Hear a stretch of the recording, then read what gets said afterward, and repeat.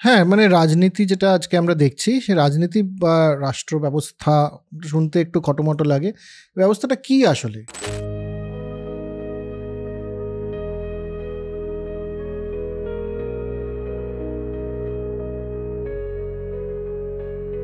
ভারতবর্ষের ক্ষেত্রে যদি তুই বলিস যে একটা মোরাল দায়িত্ব দেওয়া হয়েছে, ওই ব্রাহ্মণরাই বলতেন ক্ষত্রিয়দেরকে যে আপনি যখন শাসন করবেন তখন প্রজাবৎসল হওয়াটা আপনার ধর্ম। কিন্তু এই 1400-1500 খ্রিস্টাব্দ নাগাদ ইউরোপে শুরু হয়ে গেল খুব প্রচুর পরিমাণে যুদ্ধ। ইংল্যান্ড আর ফ্রান্সের যুদ্ধ হচ্ছে যে ইন্টারন্যাশনাল ট্রেড কে নেবে, স্পেন ফ্রান্সের যুদ্ধ হচ্ছে ইটালির দখল কে নেবে। যখন এই টানাপোড়েনটা একদম পারফেক্ট ব্যালেন্সে হবে তখন রাজা উত্তরদায়িত্ব বা রাজাও জবাবদিহি করবেন। যেমন ধর রাশিয়ার ক্ষেত্রে হয়েছে, রাশিয়াতে ওই ব্যালেন্সটা আসেনি, রাজা সবসময় বেশি স্ট্রং। গোল্ডেন বল বলে একটা কনস্টিটিউশন এরা চালু করে দিয়েছিল 1200 খ্রিস্টাব্দ নাগাদ। হাঙ্গেরি এই জমিদার শ্রেণী জোর করে, এত শক্তিশালী যে জোর করে একটা কনস্টিটিউশন, সংবিধান একটা চালু করে ফেলে। টাকার ইতিহাসটা নিয়ে যখন তখন বলছিলাম যে রথচাইল্ডের যে পুরো বড় হয়ে ওঠাটা সেটা হচ্ছে এই যুদ্ধ ফান্ডিংয়ে, ওয়ার ফান্ডিং করে করে বন্ড বিক্রি করে। তারা শুরু করলেন যে এবার তাহলে আমাদের অফিসগুলোকে বিক্রি করা শুরু করি। ফ্রান্সের যে গভর্নমেন্ট অফিস সেগুলো এই জমিদার শ্রেণীকে বিক্রি করা শুরু হলো টাকার বিনিময়ে। অফিস বিক্রি করে দেবে? তো সমাজের যে একদম নিচু তলার মানুষ তাদের প্রাণ নষ্ট হবে, তাদের থেকে প্রচুর ট্যাক্স কালেক্ট করে। যে এই আবার ফরাসি বিপ্লবের বীজ বুনলো। এবার আসি যেখান থেকে ছড়িয়েছে, কারণ কলোনাইজেশনে সবচেয়ে বড় ভূমিকা কিন্তু ইংল্যান্ডের, এবং যেখানে যেখানে ইংল্যান্ডের কলোনি গেছে সেখানে ইংল্যান্ডের এই যে পার্লামেন্ট, সংসদীয় গণতন্ত্র, সেটা সেই সমস্ত জায়গায় পৌঁছেছে। ভারতবর্ষের ক্ষেত্রেও তাই। সেগুলোর উপরে রাজার একটা অধিকার লাগবে, কারণ এটাই যদি সমস্ত শক্তিশালী হয়ে যায় তাহলে তো মুশকিল। তখন রাজা একজন করে শেরিফ নিযুক্ত করতেন ওখানে। আচ্ছা, এই শেরিফের কনসেপ্টটা ওখান থেকে আসে। যুদ্ধ মানে একটা বিদ্রোহ আর কি, বড় বিদ্রোহ হলো। পার্লামেন্ট তখন সিদ্ধান্ত নিল যে না, রাজাকে পার্লামেন্টের কথা শুনে চলতে হবে। এই প্রথম এলো কিন্তু এটা 1690 খ্রিস্টাব্দে। কেন প্রয়োজন সরকারের? সরকার নামক যে বস্তুটি বা রাষ্ট্র নামক বস্তুটি, এটার প্রয়োজন কেন? একটা সময় তো ছিল না, এখন হঠাৎ কেন প্রয়োজন পড়বে?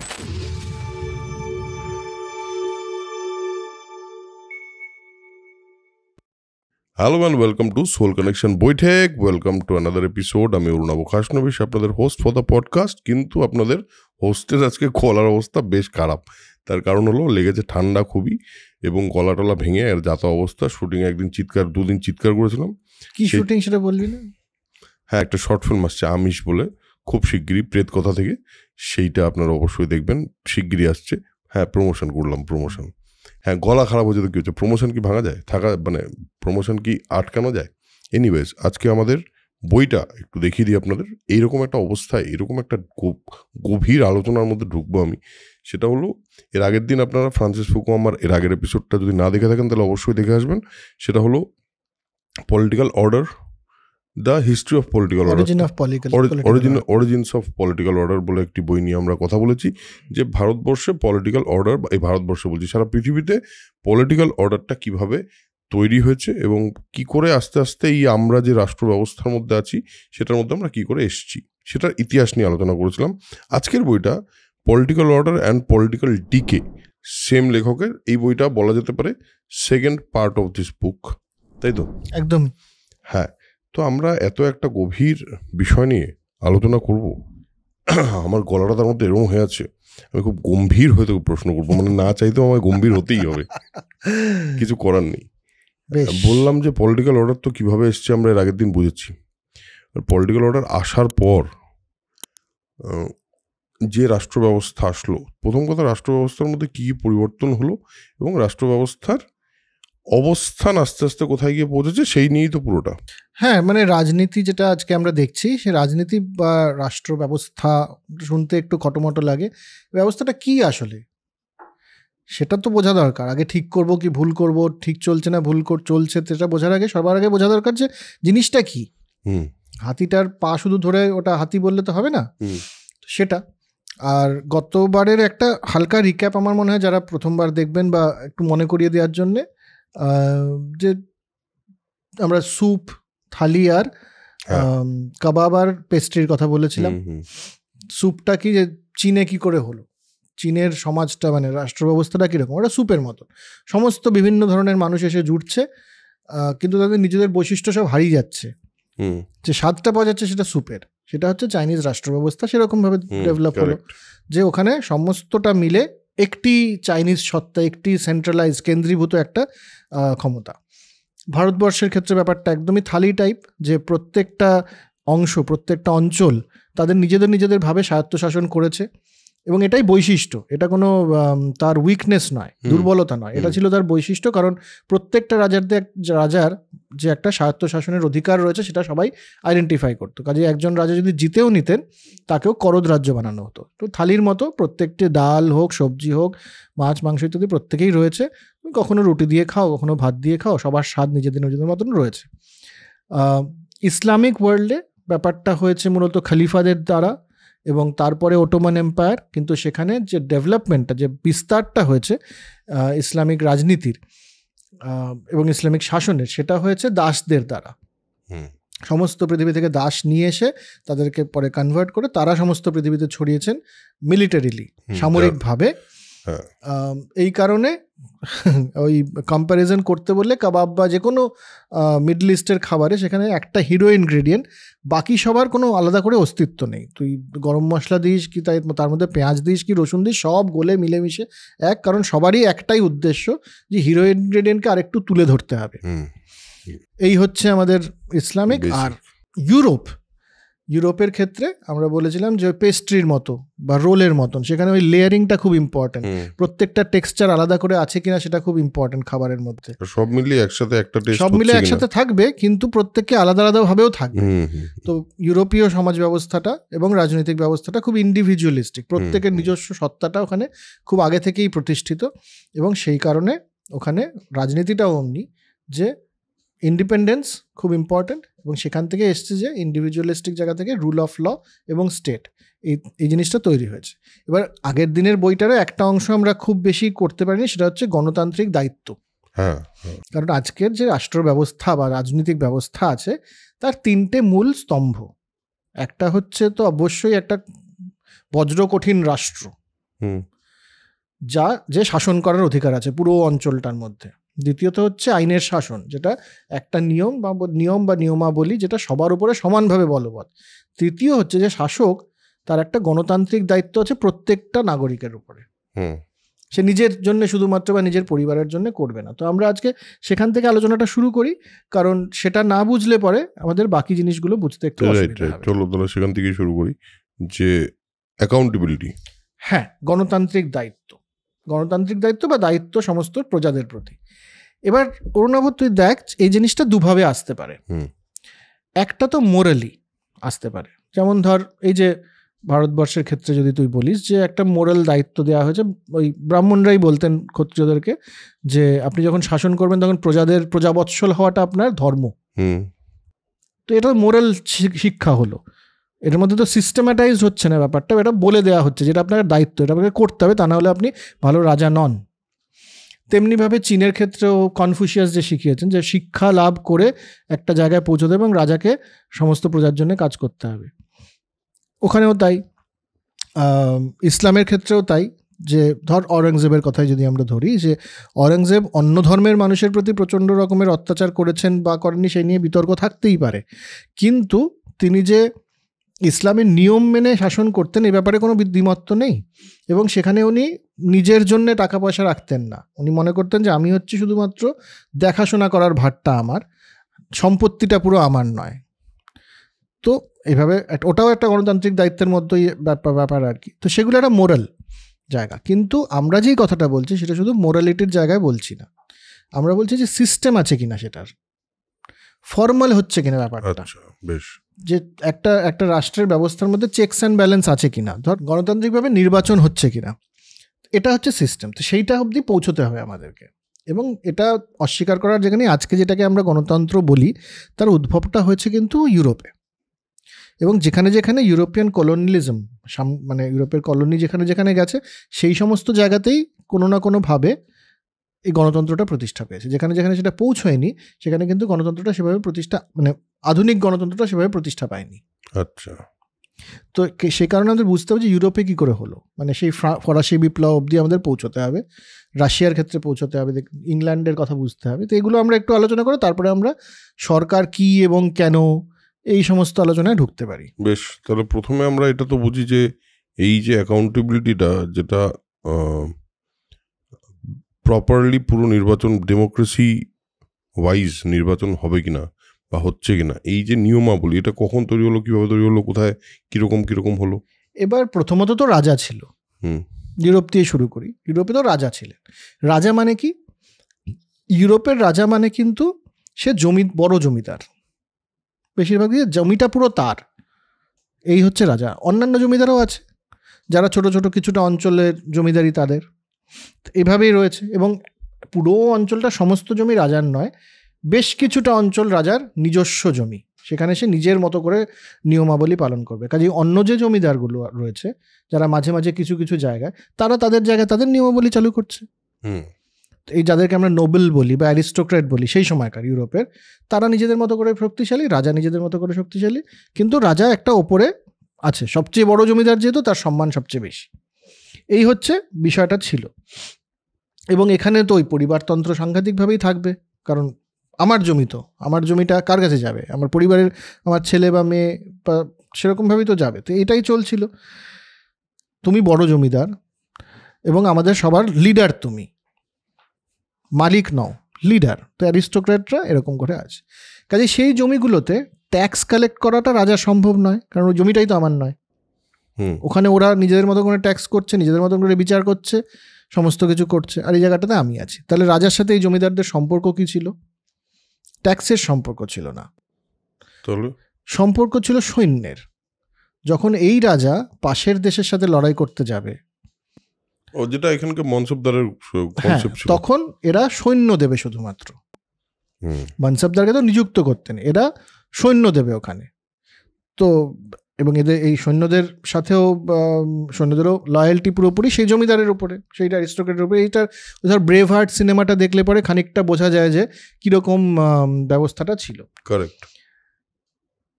কিন্তু এই 1400-1500 খ্রিস্টাব্দ নাগাদ ইউরোপে শুরু হয়ে গেল খুব প্রচুর পরিমাণে যুদ্ধ।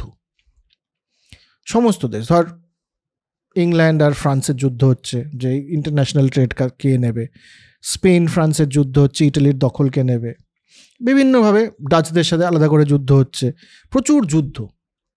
এবার যখন যুদ্ধ শুরু হয়ে গেল তখন সমস্যা হচ্ছে, যুদ্ধ চালাতে গেলে তো টাকা লাগে এবং সৈন্য লাগে। চায়নার ক্ষেত্রে আমরা দেখেছিলাম, চীনের ক্ষেত্রে গতবারই আমরা আলোচনা করেছিলাম যে যখনই যুদ্ধ প্রচুর হচ্ছে তখন সমস্ত লোককে তারা, যেই জায়গা জিতছে সমস্ত লোককে তারা সৈন্যে নিয়ে নিচ্ছে। কিন্তু ইউরোপে আইনের শাসন খুব স্ট্রং, কাজে সমস্ত লোককে নিয়ে নেব আমি, এরকম মালিকানা মানুষের ওপরে ইউরোপে ছিল না রাজার। তো কাজেই তখন শুরু হলো যে আচ্ছা তাহলে তো সবাইকে নেওয়া যাবে না, তাহলে কি করতে হবে? তাহলে ট্যাক্স নেওয়া শুরু করো এবং টাকা নেওয়া শুরু করো। টাকার প্রচুর প্রয়োজন পড়লো। এই জন্যে চীন বা ভারতবর্ষ বা ইসলামিক ক্ষেত্রে রাজারা কখনো লোন নিতে হয়নি অন্য কারো থেকে যুদ্ধ করার জন্য, ওই সময়টাতে অন্তত। ইউরোপের রাজাদের লোন নেওয়ার প্রয়োজন পড়লো, কারণ তাদেরকে মার্সেনারি বা ভাড়াটে সৈন্য দিয়েই যুদ্ধ করতে হবে। তারা সমস্ত প্রজাদেরকে নিজের সৈন্যের মধ্যে ইনক্লুড করতে পারছিলেন না, এবং এই ভাড়াটে সৈন্যদেরকে দিতে গেলে তো টাকা দিতে হবে, ভাড়ার তো টাকা আছে। টাকাটা কি করে হবে? তখন শুরু হলো এই লোকগুলোর থেকে টাকা নেওয়া, কিন্তু সেটাও খুব স্মুথ নয়, ব্যাপারটার মধ্যে অনেক রকম। এবার যখনই তুই বলবি যে আচ্ছা তুমি এতদিন পর্যন্ত জমিদার ছিলে, এতদিন পর্যন্ত নিজের মতো চলেছিলে, এবার আমাকে কর দাও, তখন কি হবে? এই দুটো গোষ্ঠীর মধ্যে, মানে রাজা গোষ্ঠী এবং যে নোবেল বা জমিদার গোষ্ঠী, তাদের মধ্যে একটা টানাপোড়েন শুরু হবে। এই টানাপোড়েনটার ক্ষেত্রে, এই গণতন্ত্রে আমরা আসছি, টানাপোড়েনটার ক্ষেত্রে যখন এই টানাপোড়েনটা একদম পারফেক্ট ব্যালেন্সে হবে, তখন রাজা উত্তরদায়িত্ব বা রাজার একটা, মানে রাজাও জবাবদিহি করবেন, তার ছাড়া কিন্তু করবেন না। যদি রাজা বেশি স্ট্রং হয়ে যায় এই জমিদার শ্রেণীর থেকে, তাহলে সেখানে একনায়কতন্ত্র হবে। আর যদি এরা, যেমন ধর রাশিয়ার ক্ষেত্রে হয়েছে, রাশিয়াতে ওই ব্যালেন্সটা আসেনি, রাজা সবসময় বেশি স্ট্রং জমিদারদের থেকে, তার কারণেও আমরা আসবো। সে কারণে ওখানে গণতন্ত্র প্রতিষ্ঠা সেভাবে হয়নি। মোনার্কি ছিল, মোনার্কি, এবং এখনো যদি তুই রাশিয়ার ইতিহাস দেখিস মানে সেই সময় থেকেই চলে আসছে। তারপরে ঠিক আছে মানে কমিউনিজম এসছে ওখানে, কিন্তু একনায়কতন্ত্র ব্যাপারটা কিন্তু থেকে গেছে রাশিয়াতে। তারপরেও যে ডেভেলপমেন্ট, যে আচ্ছা ঠিক আছে কমিউনিস্ট শাসন চলে গেল, একটা অন্য ধরনের ব্যাপার হলো, নামমাত্র নির্বাচনের বিষয় চালু থাকলো, এখনও আছে, কিন্তু রাশিয়া যে একনায়কতন্ত্রে চলছে এটা নিয়ে কিন্তু কারো কোনো বক্তব্য নেই। তার কারণটা ওইখানেই যে রাশিয়াতে ওই অ্যারিস্টোক্রেট বা জমিদার শ্রেণীর সাথে রাজাদের যে সম্পর্ক, সেখানে সবসময় রাজারা বেশি শক্তিশালী ছিল, অনেক বেশি, ওই ব্যালেন্সটা আসতে পারেনি। আবার কোনো কোনো ক্ষেত্রে হয়েছে, যেমন হাঙ্গেরির ক্ষেত্রে, যে এই জমিদার শ্রেণী বেশি পাওয়ারফুল হয়ে গেছে, মানে গোল্ডেন বল বলে একটা কনস্টিটিউশন এরা চালু করে দিয়েছিল 1200 খ্রিস্টাব্দ নাগাদ। হাঙ্গেরির এই জমিদার শ্রেণী জোর করে, এত শক্তিশালী যে জোর করে একটা কনস্টিটিউশন, সংবিধান একটা চালু করে ফেলে, রাজার উপরে যেটা বলবৎ থাকবে। সেখানে বলা হয় যে রাজা নিজের ইচ্ছা মতো ট্যাক্স দিতেই পারবে না জমিদার থেকে, জমিদাররা বেশি শক্তিশালী হয়ে যায়। এই জমিদাররা শক্তিশালী হয়ে যায়, কিন্তু তাদের মধ্যে কোনো ডিসিপ্লিন ছিল না, তাদের মধ্যে ওই পড়াশোনা বা ওই মেরিট ছিল না। ফলে ইনডিসিপ্লিন জমিদার শ্রেণী একত্রিত হয়ে কিছু রাজ্য চালাতে পারেনি, রাজা তো দুর্বলই হয়ে গেছে। ফলে যখন ওটোমানরা আক্রমণ করলো হাঙ্গেরি হয়ে গেল দখল। আচ্ছা, এটা একটা মডেল হয়েছে। আরেকটা হয়েছে ফ্রান্সের ক্ষেত্রে, ফ্রান্স এবং কিছুটা স্পেনের ক্ষেত্রে। সেটা কীরকম, সেটা খুব অদ্ভুত, যেখান থেকে আমাদের ফরাসি বিপ্লবটা বুঝতে সুবিধে হবে। ফ্রান্সেও ওরকম এবার যুদ্ধ শুরু হয়ে গেছে, প্রচুর যুদ্ধ করতে হবে এবার ফ্রান্সের সাথে স্পেনের মূলত যুদ্ধ হচ্ছে 1715 খ্রিস্টাব্দ। মানে এবার আমরা এগোচ্ছি ফরাসি বিপ্লবের দিকে। যুদ্ধ হচ্ছে, ইংল্যান্ডের সাথে যুদ্ধ হচ্ছে, কিছুটা স্পেনের সাথে যুদ্ধ হচ্ছে। যুদ্ধে আমি নিতে পারছি না সমস্ত আমার যে প্রজা, তাদের সবাইকে আমি আর্মি বানিয়ে ফেলতে পারছি না, কারণ হচ্ছে তাদের সবার রাইটস রয়েছে।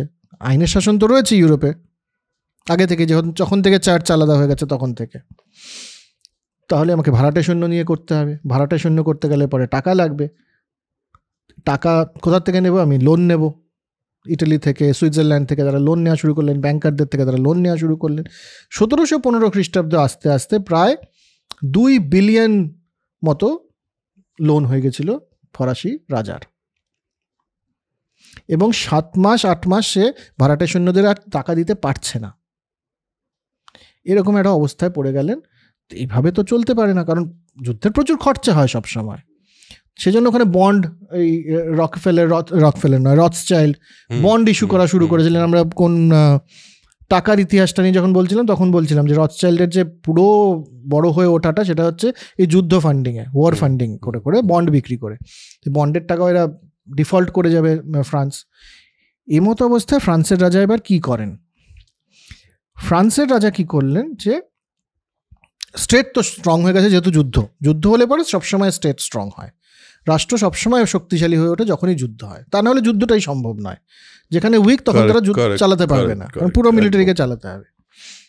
কিন্তু তারা শুরু করলেন যে এবার তাহলে আমাদের অফিসগুলোকে বিক্রি করা শুরু করি।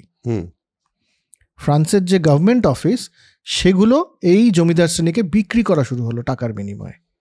অফিস বিক্রি করে দিল? হ্যাঁ, অফিস বিক্রি মানে এই অঞ্চলের সমস্ত ট্যাক্স তুমি কালেক্ট করবে বাবা, তার বদলে আমাকে এত টাকা দাও।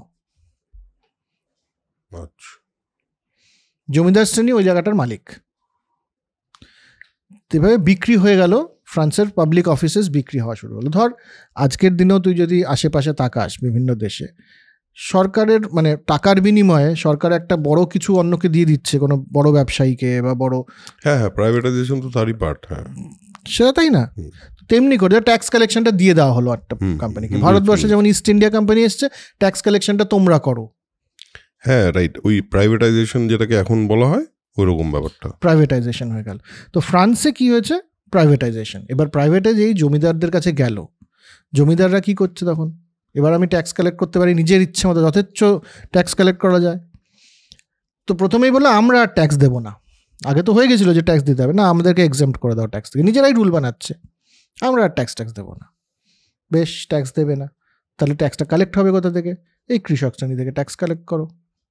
তো সমাজের যে একদম নিচু তলার মানুষ, তাদের প্রাণষ্ঠা কত, তাদের থেকে প্রচুর ট্যাক্স কালেক্ট করে। যে এই আবার ফরাসি বিপ্লবের বীজ বুনলো ফরাসি জমিদার শ্রেণী, এবং রাজাও, যেহেতু সে অফিস বিক্রি করছে, যে মানুষের মধ্যে যে একটা ক্ষোভ এটা জাগলো যে আমাদের উপরে ট্যাক্সের বোঝা বাড়ছে ধীরে ধীরে, আর যত ট্যাক্স তারা কালেক্ট করছে সেটা পুরো রাজকোষে পৌঁছচ্ছে না, নিজেদের কাছে রেখে দেবো, রাজকোষে দেওয়ার দরকারটা কি। তো আবার মানে পৌঁছচ্ছে না রাজকোষে, রাজকোষ আবার শূন্য, যুদ্ধ তো চলছেই। এবার রাজা কি করেন, লুই 14 রাজা বলেন তাহলে পরে এই যে তোমাদের জমি, এই যে জায়গাগুলো দিলাম, এগুলোকে আমি বংশানুক্রমিকভাবে তোমাদের দিয়ে দিলাম, আরো কিছু টাকা দাও, বংশানুক্রমিকভাবে এটা তোমাদের হয়ে যাবে, মানে তোমার ছেলে তোমার পরের জেনারেশন এইটাই পাবে। হ্যাঁ, পরের জেনারেশনে এটাই পাবে। বেশ বেশ হলো, এটা হলো বেশ ভালো কথা। তার সাথে সাথে রাজা আরেকটা করলেন যে ওই যেভাবে ওটোমানরা তিমার চালু করেছিল, যেটা আমরা আগের এপিসোডে বলেছি, যে এক একটা গ্রামে একজন করে সৈন্য, সেরকম একটা সিস্টেম চালু করার চেষ্টা করলেন। তো তারা বেশ শক্তিশালী হয়ে উঠছেন, এবং এদেরকে চালু করেছিলেন এই কারণে যে যাতে এই জমিদার শ্রেণীর উপর একটু কন্ট্রোল করা যায়। জমিদাররা তো ট্যাক্স কালেক্ট করছে ওই জায়গাটার মালিক, কিন্তু রাজার নিযুক্ত একজন সেনাও থাকছে ওখানে, সেও আলাদা করে ট্যাক্স কালেক্ট করছে। আচ্ছা, এইবার এই সমস্ত কিছু করে লুই 14 মারা যাওয়ার পর দেখা গেল যে এদের কাছে ফ্রান্সের রাজকোষে যা টাকা আছে সেটা দিয়ে সমস্ত মানে সৈন্যবল বা ব্যাংকার যারা এতদিন পর্যন্ত লোন দিয়েছে তাদেরকে লোন ফেরত দেওয়া যাচ্ছে না, রাজকোষ শূন্য সম্পূর্ণভাবে। এবার কি করা যায়? এবার আমরা ওই টাকার ইতিহাস যখন বলছিলাম তখনই বলেছিলাম যে তখন একটা ব্যাংক বানালেন রাজা, ন্যাশনাল ব্যাংক ফ্রান্সের। বললেন যে এবার থেকে সমস্ত কয়েন, সমস্ত নোট তোমরা ইস্যু করো আমার বিহাফে। আচ্ছা, এটা কি প্রথম ইনস্টিটিউশনালাইজড ব্যাংক? ব্যাংক, হ্যাঁ। আচ্ছা, তোমরা ইস্যু করো, বেশ ভালো কথা। এবং সবাইকে বললেন, যত টাকা পেতো আর কি, যে তোমাদেরকে না এই ব্যাংকের টাকা দিয়েই আমরা লোন শোধ দেবো। সবাই বলে আচ্ছা ঠিক আছে, অন্য কোনো আমরা সোনা টোনা দেবো না, এই ব্যাংকের নোট দেবো তোমাদেরকে। এবং কারেন্সি ডিভ্যালুয়েশন শুরু হলো। কারেন্সি ডিভ্যালুয়েশন করে ওরা ধর দিয়েছে 100 কিলো সোনা, আমি জাস্ট বলছি আর কি, কিন্তু সেটা নোটে কনভার্ট করার পর দেখা গেল সে আর 50 কিলো সোনাই পাচ্ছে ফেরত, মানে 50 কিলো সোনার সমান কারেন্সি পাচ্ছে। কারণ কারেন্সি কি হবে না হবে তার ভ্যালু এটা তো রাজা আর ব্যাংক মিলে ঠিক করছে। ফলে ইনভেস্টারের কনফিডেন্স চলে গেল, আবার যে লোন দিতে হবে, মানে বিরাট একটা ইকোনমিক ক্রাইসিস। বিরাট ইকোনমিক ক্রাইসিস। এই ইকোনমিক ক্রাইসিস একদিকে রাজা হয়ে গেলেন দুর্বল, তার কাছে শক্তি নেই আর, টাকা পয়সা নেই আর যুদ্ধ করার। অন্যদিকে এই যে এতদিন ধরে ট্যাক্স কালেক্ট করেছে সব মানুষের সাথে বেশি বেশি করে, তাদের মধ্যে জমে গেছে ক্ষোভ। তার সাথে সাথে এই যে আইডিয়াগুলো, রুশোর আইডিয়া, হবসের আইডিয়া, মূলত রুশোর আইডিয়া থেকে এইগুলো সমস্ত দানা পাকাচ্ছে ফ্রান্সে। তো সবাই বুঝলেন না আমাদের সবার সমান অধিকার আছে, কিন্তু আমাদের থেকে বেশি ট্যাক্স নেওয়া হয়েছে, রাজা দুর্বল। এইখান থেকে হলো ফরাসি বিপ্লব। আচ্ছা, যেটা কিনা এই যে গণতান্ত্রিক দায়িত্ব সেটাকে প্রতিষ্ঠা করে। কারণ এতদিন যেটা হচ্ছিল তাতে গণতান্ত্রিক দায়িত্বের অনেকটাই মানে বিপরীত জায়গায় চলে যাচ্ছে। যতক্ষণ পর্যন্ত ট্যাক্স না দেবে মানুষ ততক্ষণ পর্যন্ত গণতান্ত্রিক দায়িত্ব প্রতিষ্ঠা হয় না। হ্যাঁ ঠিক, যদি ট্যাক্স দেয় তাহলেই প্রতিষ্ঠা হবে। যেখানে যে মানুষ ট্যাক্স দেয়নি সেখানে প্রতিষ্ঠাও হয়নি। যতদিন পর্যন্ত সমস্ত মানুষ ট্যাক্স দেয়নি ততদিন পর্যন্ত এই গণতান্ত্রিক ব্যবস্থাতে সবাই ভোটও দিতে পারতো না। সবাই ভোট দিতে পারতো না? না। কেন? ট্যাক্স দিচ্ছ না, তোমাকে, তোমার উপর তো আমার কোনো দায়িত্ব নেই। Oh yes, right. It's a give and take, এর মধ্যে কোনো মোরালিটির জায়গা নেই। বললাম মোরালিটির জায়গাটা ওখানে শেষ হয়ে গেছে ওই চাইনিজ কনফুসিয়াস সিস্টেমে বা ইন্ডিয়ার ব্রাহ্মিক সিস্টেমে বা ইসলামিক সিস্টেমে। ইউরোপের যেই গণতন্ত্রটা সমস্ত পৃথিবীতে ছড়িয়েছে সেটা খুব ফর্মাল গিভ অ্যান্ড টেকের রিলেশনশিপ। তুমি আমাকে ট্যাক্স, আমি তোমাকে ট্যাক্স দিই, কাজেই তোমার জবাবদিহি আছে আমার উপরে। কাজেই তুমি কি পলিসি নেবে না নেবে সেটার উপরে আমি একটা কথা বলবো। এই তো ফ্রান্সে সেই জায়গাটা চলে এলো, কারণ ওরা প্রচুর ট্যাক্স দিচ্ছিল, প্লাস এই আইডিয়াগুলোরও একটা বিরাট ভূমিকা ছিল। এবার রাশিয়ার ক্ষেত্রে ব্যাপারটা তা নয়। রাশিয়ার ক্ষেত্রে এসব সময় আসার আগেই রাশিয়াতে চেঙ্গিস খান এবং মঙ্গল আক্রমণ হয়, এবং মঙ্গলরা রাশিয়াটাকে দখল করে ফেলে। তারা তো লুটতরাজ করতে এসছে, তাদের কিন্তু শাসন করার কোনো বিরাট ইচ্ছা ছিল না, তো বলতোই না তারা ওসব কথা। কাজে তারা খুব স্ট্রংলি ব্যাপারটাকে শাসন দেখেছে এবং ট্যাক্স কালেক্ট করার জন্য এই রাজপরিবারের লোকজনকেই নিযুক্ত করতো তারা। যেই কারণে ওই রাজপরিবারের লোকরা ওই কালচারটা শিখে গেছে, মঙ্গলদের কালচার, চেঙ্গিস খানের এই কালচারটা, যে খুব স্ট্রং সেন্টার হবে এবং কারো কথা আমরা শুনবো না। আমাদের দরকার হচ্ছে প্রচুর পরিমাণে অর্থ আমাদের নিজেদের জন্য, বুঝছি, আমরা সেটাই করব। এটার একটা রিফ্লেকশন পাওয়া গেল তখনকার শাসকদের মধ্যে। এবং এই রাশিয়াতে এই ব্যাপারটা আমরা বারবার একটা জিনিস কেন বারবার বিভিন্ন দেশের ইতিহাসে চলে যাচ্ছি, কারণ আজকের দিনেও সেই সমস্ত দেশগুলোতে ধরনটা কিন্তু একই, দেখ শাসনের। চীন এখনও ওইভাবেই একটা শাসন, একটা খুব সেন্ট্রালাইজ। চীনের তুই আলাদা আলাদা করে প্রভিন্সেসের আলাদা করে পাবি না। ভারতবর্ষে গণতান্ত্রিক একটি কেন্দ্রীয় সরকার রয়েছে, কিন্তু প্রত্যেকটি রাজ্য এবং অপোজিশন পার্টির সেই গুরুত্বটা এখনও রয়ে গেছে। ইসলামিক যে কান্ট্রিগুলো সেখানে গণতন্ত্র সেভাবে যেখানে কলোনাইজেশন পৌঁছায়নি সেখানে তো গণতন্ত্র এমনিই পৌঁছায়নি, কিন্তু যারা ইসলামিক কালচার ফলো করেছে তাদের মধ্যে একটা মিলিটারি ডিক্টেটরশিপ থাকা, এটার কালচার ওই মামলুকদের থেকে, সেটা একদম আধুনিক সময় অবধি আমরা দেখতে পাচ্ছি। রাশিয়ার ক্ষেত্রে আমরা দেখলাম যে এখন অবধি এই অথরিটারিয়ান ব্যাপারটা রয়ে গেছে। ঠিকই, মানে তার রিফ্লেকশনটা এখন অবধি পরিষ্কার করেই আছে। হ্যাঁ, ওই কাজেই আগের বার যে আমরা বলছিলাম যে একটা সরল রেখার মতন দাগিয়ে দেওয়া মার্কসিজম বা ক্যাপিটালিজম দিয়ে এটা হয় না। আমাদের তো মনে হয় যে আমরা যেদিন থেকে জন্মলাম পৃথিবী বোধহয় সেদিন জন্মেছে, তা নয়। এত যে হাজার হাজার বছরের ইতিহাসটা রয়েছে পৃথিবীর ভিন্ন জায়গার, সেই ইতিহাসের প্রতিফলন ঘটবেই আজকের সমাজে, তা না হইলে ইতিহাস বলে একটা বিষয় থাকতো না। একদমই তাই। এবং আজকে ভারতবর্ষ বল, ইউরোপ বল, যেটাই বল, তার এখনকার অবস্থানটা, তার একটা, তুই যেই সময়ের কথা বলছিস 1700 অবধি যে এসে পৌঁছে এইরকম একটা ইকোনমিক ক্রাইসিসে ফ্রান্স পৌঁছলো, তার আগে তাদের ইতিহাস, ওই ইতিহাসটা ছিল বলেই ওই ইকোনমিক ক্রাইসিসটাতে এসে পৌঁছেছে তারা। প্রত্যেকটা দেশের ক্ষেত্রেই সেটা থাকবে। ঠিক ঠিক। এবার আসি যেখান থেকে ছড়িয়েছে, কারণ কলোনাইজেশনে সবচেয়ে বড় ভূমিকা কিন্তু ইংল্যান্ডের, এবং যেখানে যেখানে ইংল্যান্ডের কলোনি গেছে সেখানে ইংল্যান্ডের এই যে পার্লামেন্ট, সংসদীয় গণতন্ত্র, সেটা সেই সমস্ত জায়গায় পৌঁছেছে। ভারতবর্ষের ক্ষেত্রেও তাই।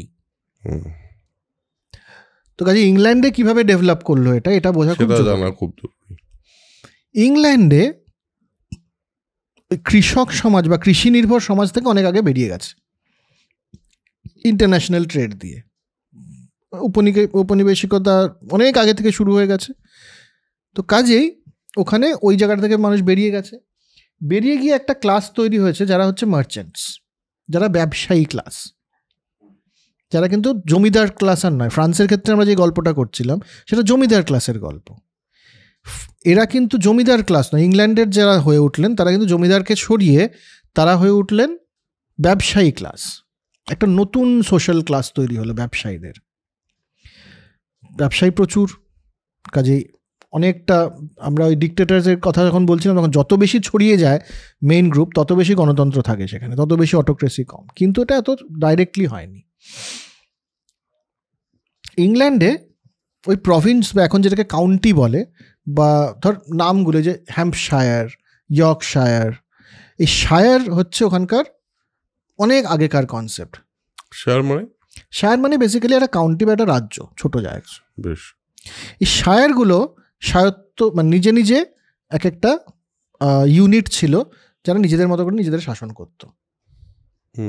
ঠিক আছে, সেগুলো কোনো কোনো ক্ষেত্রে হয়তো একজন পারিবারিক জমিদারের আন্ডারে, কিন্তু ওই উপনিবেশিকতাবাদের সময় থেকে, একদম প্রাথমিক উপনিবেশিকতাবাদের সময় থেকে ব্যবসায়ীদেরও একটা এরকম কিছু কিছু শায়ার ছিল, যেখানে কিছু ব্যবসায়ী মিলে একটা জায়গা পুরো এটা আমরা নিজেদের মতন করে শাসন করছি, ট্রেডিং পোর্ট আছে একটা ইত্যাদি।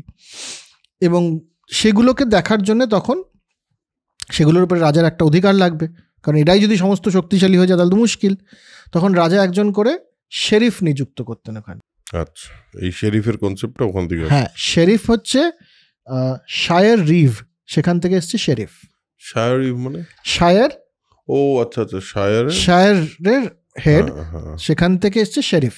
আচ্ছা, তো এই শেরিফ নিযুক্ত করতেন। শেরিফের কাজ কি? শেরিফকে নিযুক্ত করতেন কেন? যাতে এই যারা এখানকার বড় লোক, ব্যবসায়ী বা জমিদার, এই বড় লোক যারা, তাদের উপর যেন কন্ট্রোল করা যায়।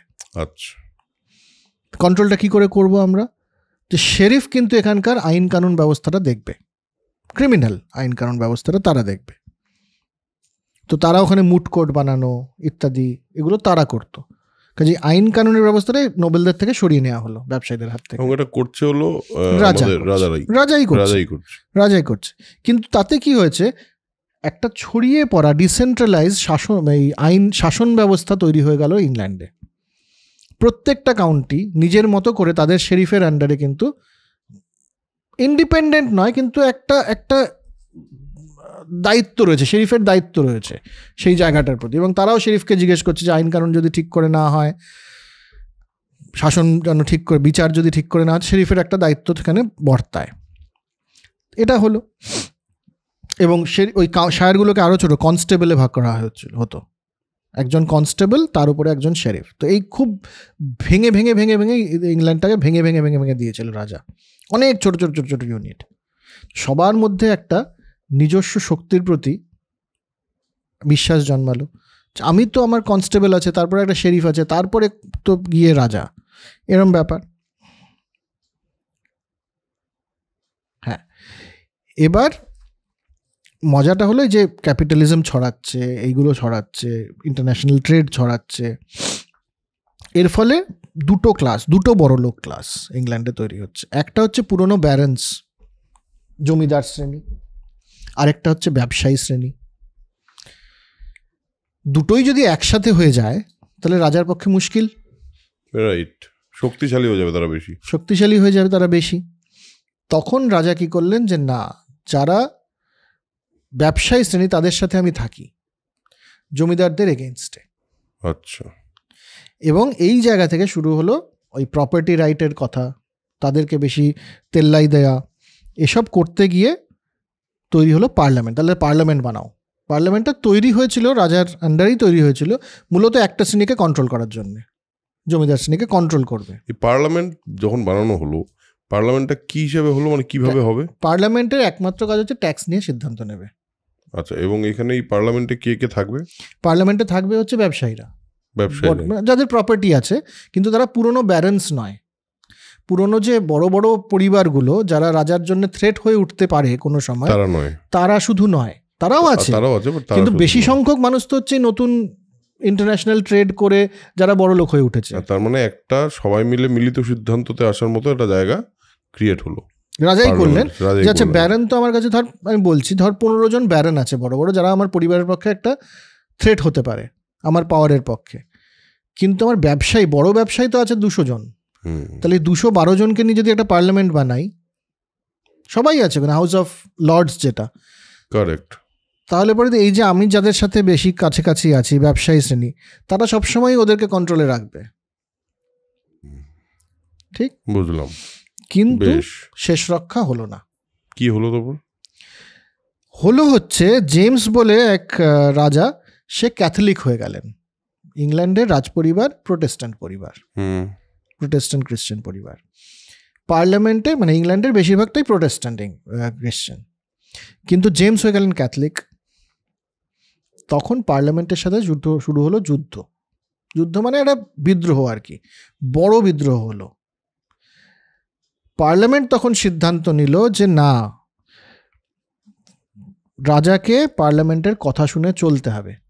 এই প্রথম এলো কিন্তু এটা 1690 খ্রিস্টাব্দে। ও আচ্ছা, ওইদিকে তোর ফ্রান্স তখনও শুরুই হয়নি।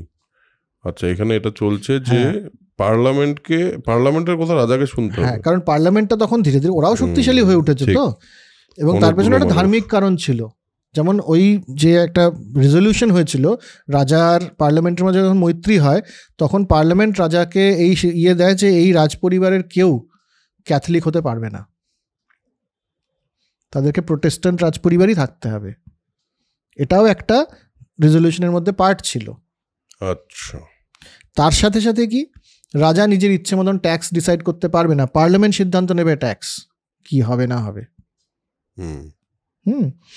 রাজা আর্মিকে, সামরিক বাহিনীকে নিজের ইচ্ছে মতন যেখানে সেখানে পাঠাতে পারবে না, পার্লামেন্ট সিদ্ধান্ত নেবে কোথায় আর্মি যাবে আর কার সাথে যুদ্ধ করবে কি করবে না। এই যে 1690, ও আচ্ছা, তারপরে হচ্ছে যে যুদ্ধের জন্য যদি অর্থ নিতে হয় তাহলে সেটা সিদ্ধান্ত নেবে কে? পার্লামেন্ট নেবে। মানে আজকে যে আমরা ইংল্যান্ডের দেখি রাজ পরিবার আছে, কিন্তু তার সেভাবে শাসন করার কোনো ক্ষমতা তো নেই।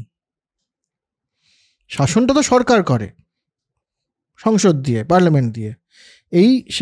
সেটার রাস্তা তৈরি হলো এখানে। ট্যাক্সের ডিসিশন ওরা নেবে, খরচাপাতির সমস্ত সরকারের খরচাপাতির সমস্ত সিদ্ধান্ত তারা নেবে, আর্মির সিদ্ধান্ত তারা নেবে। আর কি বাকি থাকলো রাজার কাছে? তোমার এবার যে জমিটা আছে সেখান থেকে তুমি যা ইনকাম করো সেটা নিয়ে তুমি থাকো। তোমাকে আমি হেড বলে মানবো। এখনো রাজার নামেই শপথ নেয় ইংল্যান্ডের পার্লামেন্ট, কিন্তু তুমি কিছুই না। তুমি মানে কেউ, তুমি আছো, আমরা তোমার আন্ডারেই, কিন্তু আমরা যা বলবো সেটাই হবে। এবং এটা কেন হলো? কারণ দুটো, এক, এরা সবাই ট্যাক্স দিতেন। এই যে ব্যবসায়ীরা, এরা সবাই ট্যাক্স দিতেন। ব্যারনরা তো সবসময় ট্যাক্স দিত না, তারা তো স্বায়ত্ত শাসন করতো। কিন্তু যখন ব্যবসায়ীরা এই যে বাইরে সমস্ত দেশে ব্যবসা করে বেড়াচ্ছে, তার ট্যাক্সটা তো তারা রাজার ঘরে দিত। যখনই ট্যাক্স দেবো আমি, তখনই রাজার আমার উপর একটা জবাবদিহি হবে। আর দ্বিতীয়, এই যুদ্ধ করতে করতে এত টাকা লোন নিয়ে ফেলেছিল এখানে ইংল্যান্ডের রাজপরিবারও, যে ইংল্যান্ডে ব্যাংক অফ ইংল্যান্ড বানাতে হয়। সেটার কথাও আমরা টাকার ইতিহাসের সময় বলেছি, যে ব্যাংক অফ ইংল্যান্ড বানিয়ে পুরো টাকা ইস্যু করার ব্যাপারটা ব্যাংক অফ ইংল্যান্ডের কাছে চলে যায়, রাজার হাতে আর থাকে না। কারণ 1.2 মিলিয়ন পাউন্ড নিয়েছিল রাজপরিবার ধার, যেটা শোধ দিতে পারেনি। তো এইভাবে আমাদের এসে গেল যে একটা হলো, আমরা দেখলাম ফ্রান্সের ক্ষেত্রে কীভাবে ফরাসি বিপ্লব হলো, যেটা একটা বড় ঘটনা, ফরাসি বিপ্লবের ফলে গণতন্ত্র প্রতিষ্ঠার। আরেকটা হচ্ছে এই পদ্ধতি। এবার এটা বুঝতে হবে, তখনও যে পার্লামেন্ট, সেখানে কিন্তু সাধারণ মানুষ নেই, গণতন্ত্র নেই। মানে গণতন্ত্র আছে, মানে কিন্তু সাধারণ ইউনিভার্সাল ব্যাপারটা নয়, সবাই যে ভোট দেবেন সেটা নয়। পার্লামেন্টের যত লোক আছে তাদের মধ্যে গণতন্ত্র আছে, কিন্তু বাকি যে প্রজাদের মধ্যে গণতন্ত্র, সেই হাউস অফ লর্ডস। এই হচ্ছে, আর রাশিয়াতে আসেনি। তো এই একটা আমরা আগের বইটাকে এখানে শেষ করলাম, যে গণতান্ত্রিক দায়িত্ব ব্যাপারটা এলো কি করে, তারপরে সেটা রূপ কি নিল, সেটা তো আমরা এই পরবর্তী বইটাতে কথাবার্তা বলবো। বেশ, আমাকে একটা কথা বল, সেটা হলো পলিটিক্যাল ডিকে। এই কথাটা বলতে ফুকুয়ামা কি বলতে চেয়েছেন? যে কোনো রাজনৈতিক ব্যবস্থা সমাজের প্রয়োজনে যদি পরিবর্তন না হয়, তাহলে সেটা ধীরে ধীরে ভেঙে পড়ে, মানে অবক্ষয় হয়। ডিকে মানে তো অবক্ষয় হয় আর কি। কিন্তু তার আগে আমাদের বুঝতে হবে পলিটিক্যাল ডেভেলপমেন্ট বিষয়টা কি। হ্যাঁ, সে তো অবশ্যই। মানে আমি বলছি যে এখন অবধি আমরা কি বুঝলাম, সেটা হলো একভাবে মানুষ নিজের জীবনে, মানে মানুষ সমাজবদ্ধ হয়েছে, তারপর সময়ে সময়ে বিভিন্ন ঘটনা ঘটেছে, বিভিন্ন দেশের ক্ষেত্রে সেটা বিভিন্ন রকম, এবং ফাইনালি তাদের কিছু নিয়মাবলীর প্রয়োজন হয়ে পড়েছে, যাতে সবকিছুকে একটা অর্ডারে রাখা যায়। সেই কারণে পলিটিক্যাল অর্ডার এসছে। এবার এই এতদিন অবধি যা পরিবর্তন হয়েছে, পরিবর্তন হওয়ার পর রাষ্ট্র ব্যবস্থা তৈরি হয়েছে, আইনের শাসন তৈরি হয়েছে, এবং একটা গণতন্ত্রের ফরম্যাট তৈরি হয়েছে, এবং গণতান্ত্রিক অ্যাকাউন্টেবিলিটি, মানে যেটা গণতান্ত্রিক কি বলে, অ্যাকাউন্টেবিলিটির বাংলা দায়িত্ব, গণতান্ত্রিক দায়িত্ব, এই তিনটে পিলারের উপর বেস করে পলিটিক্যাল অর্ডার তৈরি হয়েছে। এবার ডিকে মানে এই যে এর পরবর্তীতে এই যে অর্ডারটা তৈরি হলো, এটাও তো একটা চেঞ্জের মধ্যে দিয়ে গিয়ে একটা জায়গায় তৈরি হলো। সেই তৈরি হয়ে যাওয়ার পর কি আর কোনো পরিবর্তনই হয়নি? একদমই হয়েছে। এবং সেই পরিবর্তনগুলো কেন হয়? হ্যাঁ, চলো সেটাতে ঢুকি। পরিবর্তনগুলো হয় ফুকুয়ামার মতেন তিনটে ফোর্স আছে তার পেছনে, তিনটে কারণে এই যে রাজনৈতিক ব্যবস্থা, যেই রাজনৈতিক ব্যবস্থায় থাক না কেন, সেটা পরিবর্তন হয়। সে ডেভেলপমেন্টই হোক বা ডিকেই হোক, মানে উন্নতি হোক বা অবক্ষয়ই হোক। প্রথমত অর্থনৈতিক উন্নতি, ক্রমাগত অর্থনৈতিক উন্নতি হয়ে যেতে হবে একটা দেশের, এবং সেটার যদি ধরনটা পাল্টে যায়, তাহলে এই রাজনৈতিক ব্যবস্থাটারও পরিবর্তন দরকার হবে। যদি না হয়, ভেঙে পড়বে। মানে ইকোনমিক ডেভেলপমেন্টটা একটা খুবই ইম্পর্টেন্ট পিলার। আচ্ছা, বেশ। দ্বিতীয় একটা, সেটা হচ্ছে আইডিয়াস। দার্শনিক বা ফিলোসফিক্যাল বা নতুন ধরনের আইডিয়া। এই যে একটা সময় কি ছিল যে রাজার সমস্ত মানুষের উপর অধিকার রয়েছে, এটাও ছিল। সাধারণ মানুষের অধিকার আর যে শাসক তার অধিকার যে সমান, এই কনসেপ্টটা তো ছিল না। এই কনসেপ্টটা তো এলো নতুন করে রুশো ইত্যাদির কথাবার্তার ফলে। আছে এটা আছে এইটুকু। হ্যাঁ, এর ফলে তো এটা এলো যে না, সমস্ত মানুষ সমান। ঠিক, রুশো এটার মধ্যে একটা বিরাট ইম্পর্টেন্ট পার্ট। তো এই আইডিয়া যত ডেভেলপ হয় তত চেঞ্জ হয়। ন্যাশনালিজমও একটা আইডিয়া, জাতীয়তাবাদ একটা আইডিয়া। কারণ কি, তুই ধর একটা অনেকগুলো ছোট ছোট ছোট ছোট রাজ্য, তারা একত্র হয়ে গেল, হয়ে একটা দেশ তৈরি হলো, তারপরে সেই দেশের প্রতি কি করে হঠাৎ করে সবাই জাতীয়তাবাদ হয়? একদমই তাই, সেটা তো আইডিয়াই। একদম, যখন ভারতবর্ষের ক্ষেত্রেই বলছি, যখন ভারতবর্ষ বাংলা, মগধ, পুন্ড্র, বারেন্দ্র, হ্যাঁ পুন্ড্র আর হচ্ছে তোর বঙ্গ ইত্যাদিতে ভাগ ভাগ হয়েছিল, বা ধর গুজরাট আলাদা ছিল, পাঞ্জাব আলাদা ছিল, তখন কি একটা ভারতীয় আইডেন্টিটি হয়ে সবাই কি একসাথে লড়াই করেছে? করেনি। কারণ হলো আমরা যত ইতিহাস পড়েছি সেই অর্থে, মানে ইতিহাস এবং মহাভারতের ক্ষেত্রেও যদি বলি, সেক্ষেত্রে কিন্তু দেখা যাচ্ছে তখন রাজারা শুধু নিজের জায়গা নিয়ে চিন্তিত, এবং সেখানে কিন্তু কোনোভাবে ন্যাশনালিজমের কোনো ছোঁয়া নেই। কারণ তখন এই শব্দটাই এক্সিস্ট করে না যে ভারতবর্ষ। না, শব্দটা এক্সিস্ট করে একটা ফিলোসফিক্যাল আইডিয়া হিসেবে। একদমই তাই। কিন্তু প্র্যাকটিক্যালি সেটা তো ছিল না, কাজে জাতীয়তাবাদ বলে কিছু ছিল না। ভারতবর্ষ তো ইয়ের সময় ছিল না, মহাভারতের সময় ছিল না। হ্যাঁ, আমি বলছি যে জিওগ্রাফিক্যালি যে একটা এরিয়া, যে কতটা এরিয়া অব্দি আর্যাবর্তটা পুরোটা কতটা, সেই ওই অর্জুন যেখানে যেখানে ঘুরছে, একটা জিওগ্রাফিক্যাল আইডিয়া আমরা পাচ্ছি। কিন্তু সবগুলো এক রাজ্য নয়, জাতীয়তাবাদ নেই, জাতীয়তাবাদ অনেক পরে এসছে। হ্যাঁ, জাতীয়তাবাদ একদমই অনেক। তখন সেটাকে তুই এবার ফিলোসফি দিয়ে, তুই পুরনো দিয়ে তুই জাস্টিফাই করার চেষ্টা করিস কি করিস না, সেটা আলাদা কথা। এবার ভারতবর্ষের ক্ষেত্রে একরকম, এই যে ফ্রান্সের কথা বললাম বা ইংল্যান্ডের কথা বললাম, এগুলো ছোটো ছোটো ছোটো ছোটো সব ব্যারনদের হাতে হাতে ছিল, সবাই তো আলাদা আলাদাভাবে কাউন্টিসগুলো ছিল, সবাই একত্রে ইংল্যান্ড হয়ে এবার ইংল্যান্ডের জাতীয়তাবাদ, ব্রিটিশ জাতীয়তাবাদ, এটা একটা নতুন আইডিয়া। তো নতুন আইডিয়া এলে পরে তখন সমাজের রাজনৈতিক ব্যবস্থা চেঞ্জ হয়। কমিউনিজম নতুন আইডিয়া একটা, একদমই। যখন কমিউনিজমের একটা আইডিয়া এলো, তার আগে তো ছিল না ওরকম একটা আইডিয়া এলো যে না, একদম গরিব মানুষজন, মানে গরিব মানুষজন নয়, কৃষক নয়, এটাতে আমরা আসছি যে শ্রমিক যারা কারখানার শ্রমিক, তারা সমস্ত, তাদের একটা অধিকার, সবার উপরে তাদের অধিকার, তারা সমস্ত একত্রিত হয়ে একটা সরকার চালাবে। এটা আইডিয়াটা যে, এটা তো কমিউনিজম না এলে পরে এই রাজনৈতিক পরিবর্তনটা হতো না। আইডিয়ার একটা ভূমিকা আছে, ফিলোসফিক্যাল আইডিয়ার একটা মারাত্মক ভূমিকা আছে। তৃতীয় আরেকটা জিনিস আছে, সেটা হচ্ছে সোশ্যাল মোবিলাইজেশন। মানে ধর এই যে ভারতের উদাহরণ দিয়ে, যেহেতু আমাদের বাড়ির কাছে, এটা যে হিন্দু বা বাঙালি বা ধর মুসলিম, এগুলো তো এক একটা জন্মগত আইডেন্টিটি নিয়ে সবাই রয়েছে এবং দীর্ঘকালীন আইডেন্টিটি এগুলো। কিন্তু যত সমাজ পরিবর্তন হচ্ছে, মূলত ইকোনমিক ডেভেলপমেন্ট, অর্থনৈতিকভাবে উন্নতির কারণেই বা পরিবর্তনের কারণেই এই আইডেন্টিটিগুলোর ইম্পর্টেন্স কমে, গুরুত্ব কমে, অন্যান্য আইডেন্টিটির ইম্পর্টেন্স বাড়তে থাকে। অন্যান্য আইডেন্টিটি বলতে ন্যাশনাল হিসেবে, মানে ইন্ডিয়ান আইডেন্টিটি, না বড় আইডেন্টিটি বলে শুধু নয়। এবার আমি বলছি যে ধর অনেক মানুষ একসাথে ইঞ্জিনিয়ার হয়ে গেল,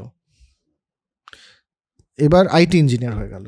তো আইটি ইঞ্জিনিয়ার তো একটি সোশ্যাল ক্লাস, সেখানে তো তখন আইটি ইঞ্জিনিয়ারদের জন্য কোনটা ভালো পলিসি, কোনটা খারাপ পলিসি, সেটা নিয়ে তারা বেশি চিন্তিত। তাদের চাকরি কোথায় ঠিক করে হবে কি হবে না সেই নিয়ে। আমার দেশ মানে ভারতবর্ষের যে পলিসি নেওয়া হচ্ছে, সেটা কি আইটি ইঞ্জিনিয়ারদের জন্য ভালো কি খারাপ? আইটি ইঞ্জিনিয়ারদের মধ্যে তো আর ওই ব্রাহ্মণ, মুসলিম, ক্ষত্রিয় আর এই আইডেন্টিটিটা কোনো কাজ করছে না।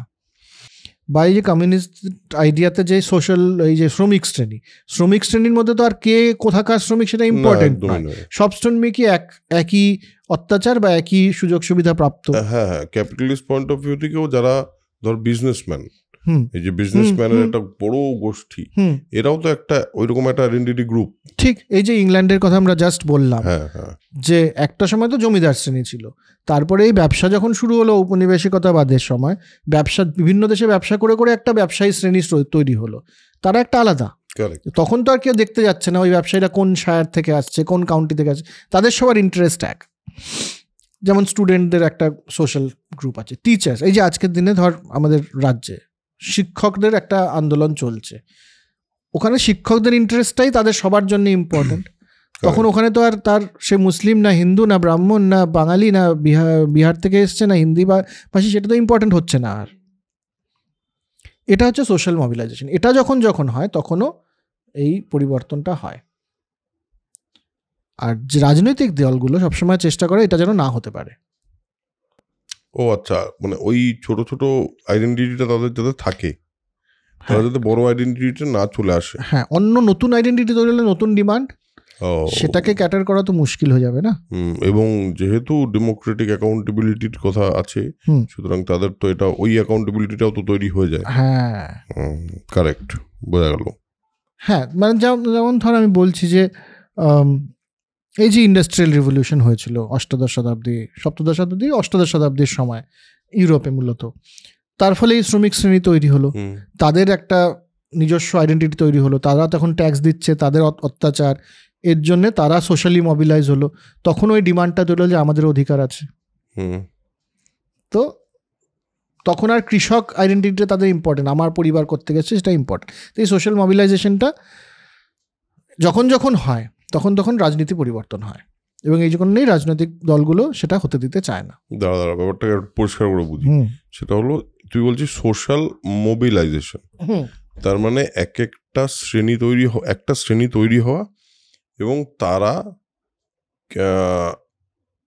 যেই আইডেন্টিটিতে ছিল তার বাইরে বেরিয়ে একটা নতুন আইডেন্টিটি খুঁজে পাওয়া, এবং সেখানে তাদের বলা যে আমাদের নতুন ডিমান্ড করা, তাদের ডিমান্ড যে আমরা এই শ্রেণীটা নতুন শ্রেণী এবং আমাদের কিছু ডিমান্ড আছে, এই সময় পরিবর্তন হয় বলছিস।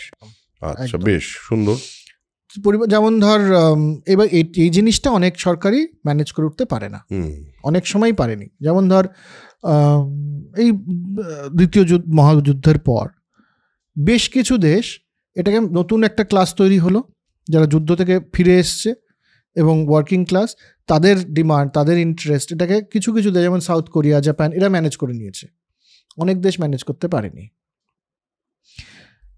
লিবিয়া ইত্যাদি, লেবানন, এই সমস্ত দেশগুলোতে যখন আরব স্প্রিং হলো, এই বেশ কিছুদিন আগেকার ঘটনা, বহুদিন একটা মোনার্কের আন্ডারে বা একজন ডিক্টেটর, একজন অথরিটেরিয়ানের আন্ডারে থাকার পর সেখানকার মানুষজন, সেখানকার ছেলেপেলেরা শিক্ষিত হয়ে উঠেছে।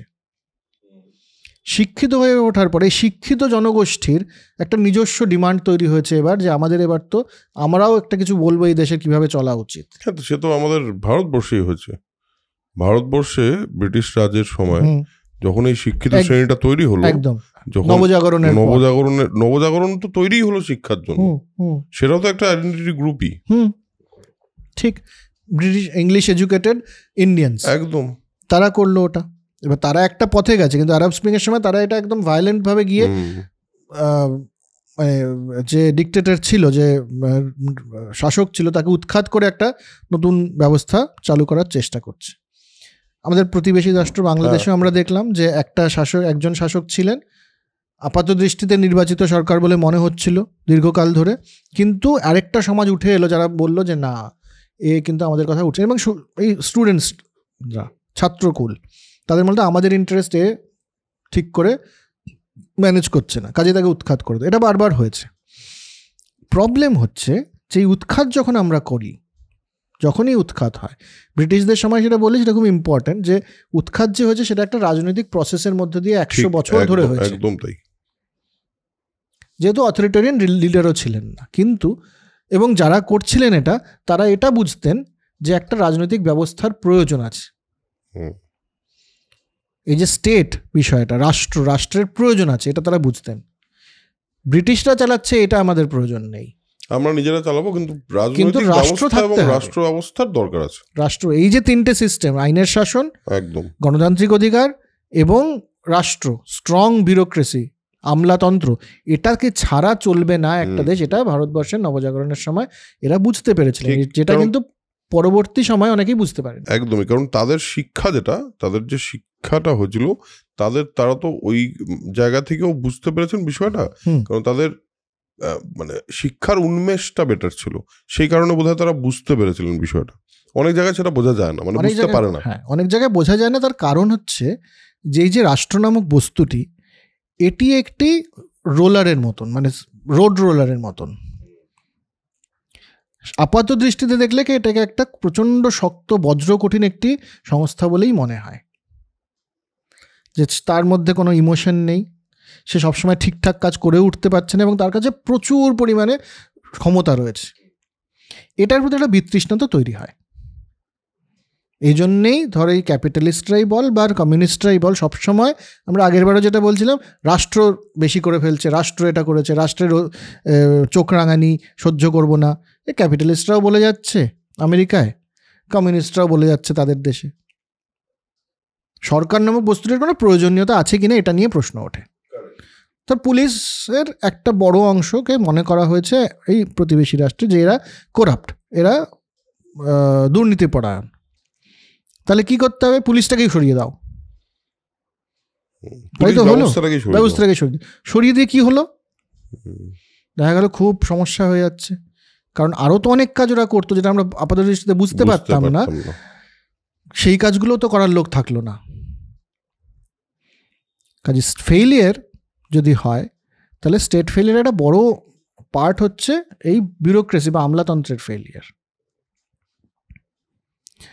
তাহলে এবার প্রশ্নটা সেখানে নিয়ে আসি আমরা, যেটা এই বইয়ের মূল উপজীব্য বিষয়, সেটা হচ্ছে যে না, সরকারের প্রয়োজনীয়তা আছে কিনা। ও আচ্ছা, এটা সবচেয়ে বড় কথা। হ্যাঁ, আমরা তো মানে হ্যাঁ প্রয়োজনীয়তা আছে, এটা তো বলেই মনে হচ্ছে। কেন প্রয়োজন সরকারের? সরকার নামক যে বস্তুটি বা রাষ্ট্র নামক বস্তুটি, এটার প্রয়োজন কেন? একটা সময় তো ছিল না,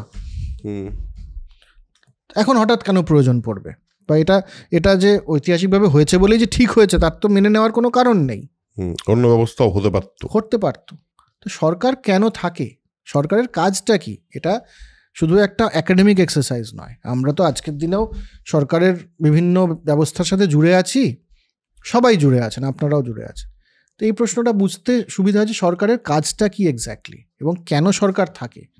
হ্যাঁ, কারণ যদি আমরা হিসাব করে দেখি, আমরা দুজন বড় ফিলোসফারের কথা বারবার বলি এই পলিটিক্যাল অর্ডারের সময়, সেটা হলো রুশো এবং হবস।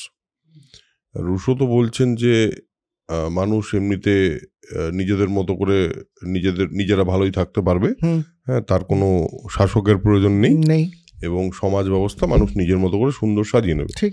আর সেখানে হবস বলছেন না, একজন লিডার দরকার, শক্তপোক্ত, কি জানি নাম, লেভিয়াথান। হ্যাঁ, তো তার একজন লেভিয়াথান দরকার যে নাকি এসে তোমাদের শাসন করবে, তোমাদের ওই শাসনে থাকা উচিত। এই যে কন্ট্রাডিক্টরি দুটো জিনিস, এই দুটো জিনিসের মিড পয়েন্ট বোধহয় মার্কসও বলেছেন যে সরকারের প্রয়োজন নেই, মার্কস এঙ্গেলসও বলেছেন সরকারের কোনো প্রয়োজন নেই।